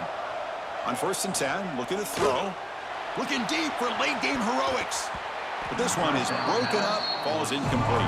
Like we just can't. I can't get the ball to Chris, I Nick love this Harbor. throw downfield. He takes a shot. I thought he had a big completion, but instead the defender makes one heck of a play to be able to knock that Oh, ball. that's it. He's picked off, threw it across his body, and paid the price.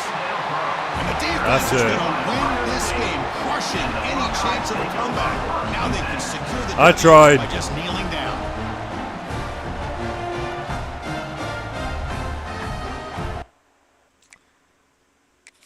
Try to make something happen.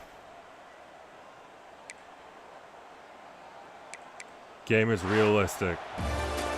So their excellent season comes to an end. They stumble one step short of getting into that national championship. Hey, that was a game. good run, Always man. Stings to lose a semifinal game. Man, what a magical year. These guys had done everything that's been asked of them. They had a great season.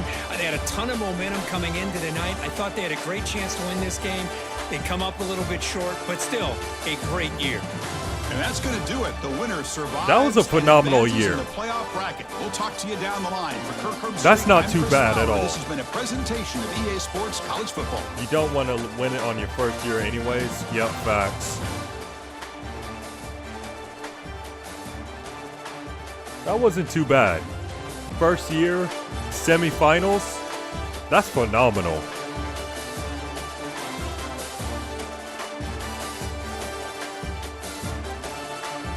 But look, we'll see him again next year. We'll see him again.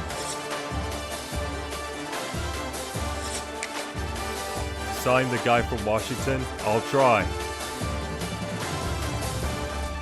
I don't know if he will. I don't know if he's willing to come, but I'll try. Pause.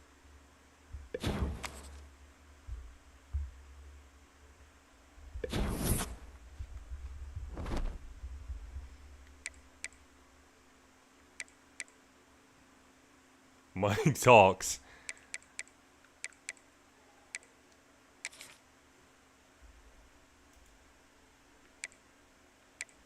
Pipeline, South Carolina. Wait, can we fire dudes on here? No, I'm not gonna fire him, but I'm just wondering. I'm pretty sure you can.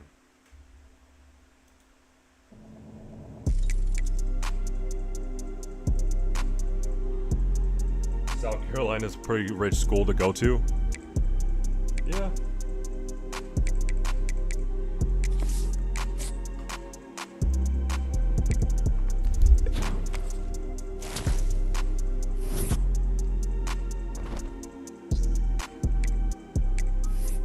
Alright, who won the Natty? Georgia, them dogs beat Ohio State.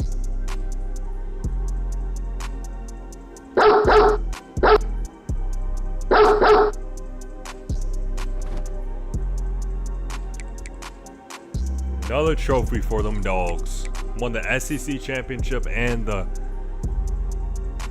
Natty.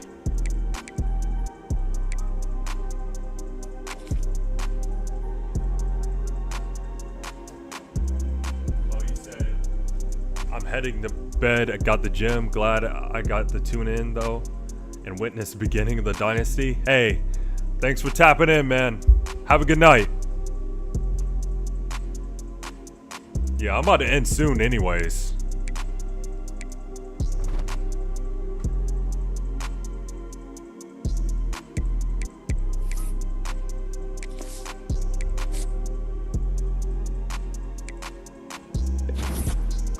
Sir, heart to you, same to you.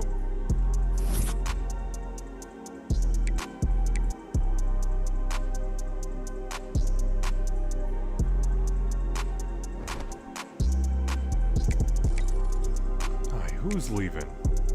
I hope it's not Nick Harbor. Brand exposure, playing style.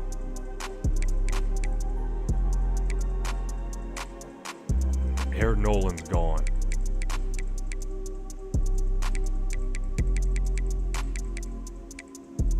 Mazeo Bennett gone. Dude, we need to get some receivers. I don't know if we will be able to persuade him. Nope, he's gone. Michael Smith. Persuade.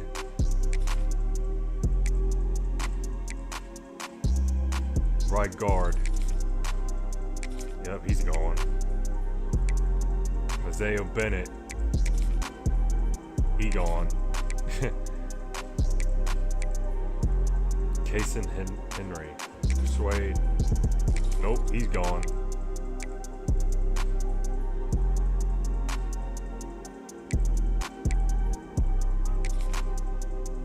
Oh, hey, we got one guy to stay.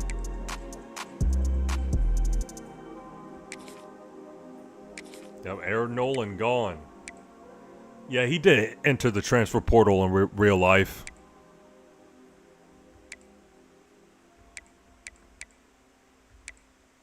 Yeah, they can go. They can.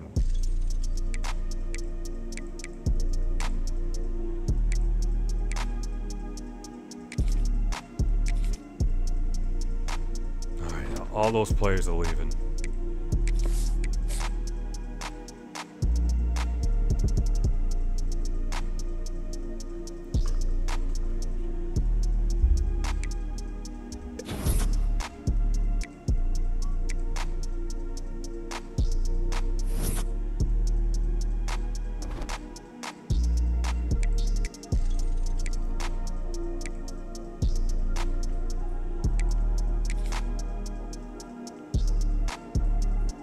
no players got drafted? We went all the way to the semifinals, and none of our players got drafted, or probably none of them entered the draft. Well, that wouldn't make any sense. At least some of them would make it, or enter the draft. All right, man, we got a lot of work to do.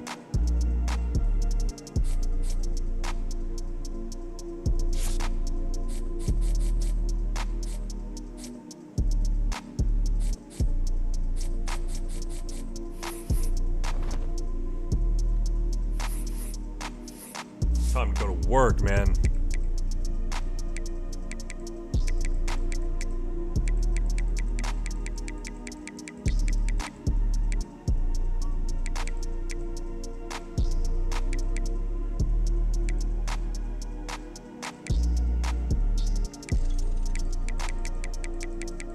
What's our ranking? We're probably dead last.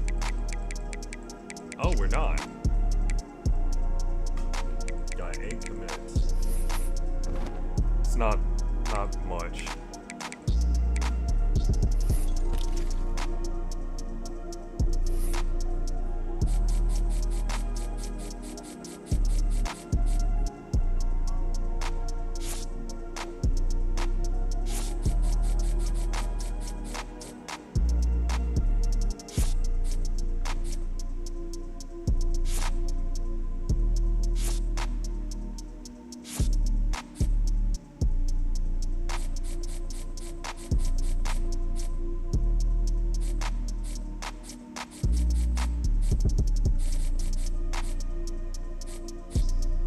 We're not gonna get him. Yeah, we can forget about that guy.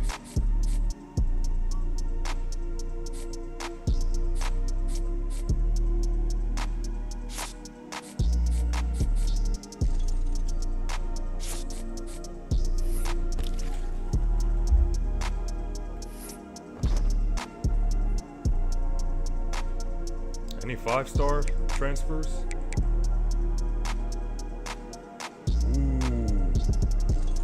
Simmons, Ahmed Hardy, Isaac Brown, Jordan Seaton. Yeah, but fortunately we can't get him.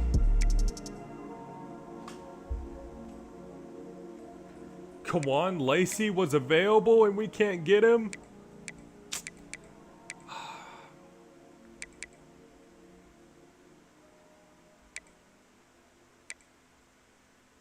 Bo Jackson.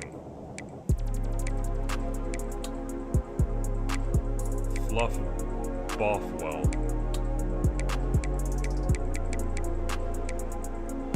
Dylan Edwards, that's a good option. Wayne Knight. James Peoples. Yeah, I think that's a Ohio State running back.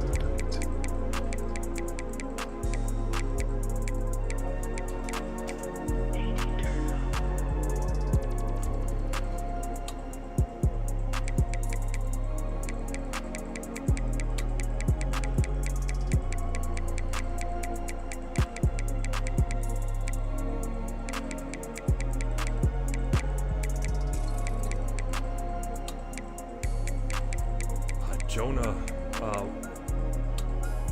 man, what was that running back that Modric was talking about?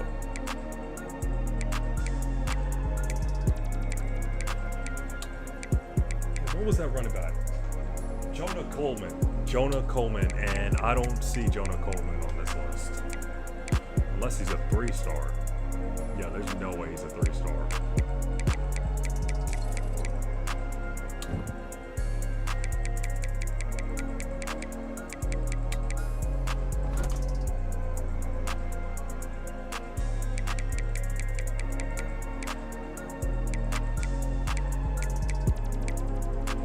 I wonder what quarterbacks are available. Like, I'm not going to get a quarterback, but I'm just wondering.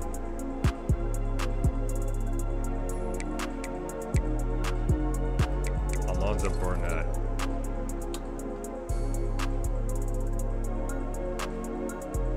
he has the Gamecocks as #1 option. I mean, well, you could join, but you're not starting over Lenoris. You're not. If Lenoris is staying, you're not starting over him. Just to let you know.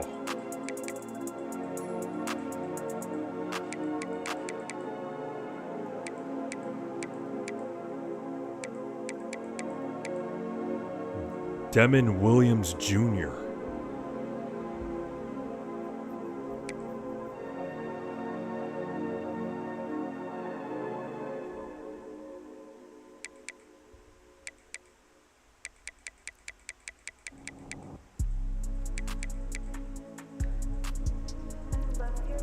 Oh, there's Cam Coleman. Oh, no way. He has his #1 on our list. We got a good chance of getting him. Cam Coleman. Jace Brown.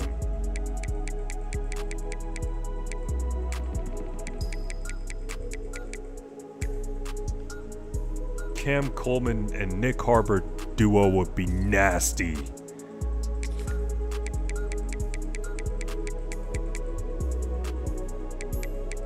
Could have gotten Malachi Tony. I would have loved to get Malachi Tony, but that's alright. I think we lost a tight end too, so we gotta get a tight end. Dorian Fleming.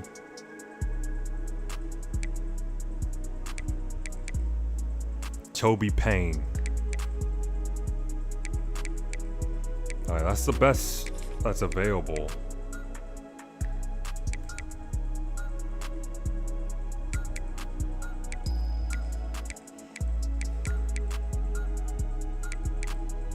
So we're not going to get Michael Smith back.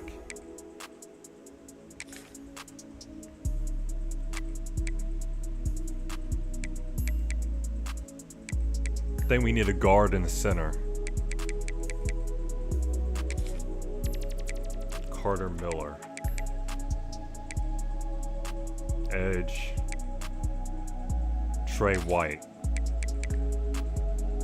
TJ Bush. Then we're good with the defensive tackles. DB, I think we could bring in one guy. Zabian Brown. Wouldn't mind him. Keith Abney II. We'll put him on the list. Isaac Smith.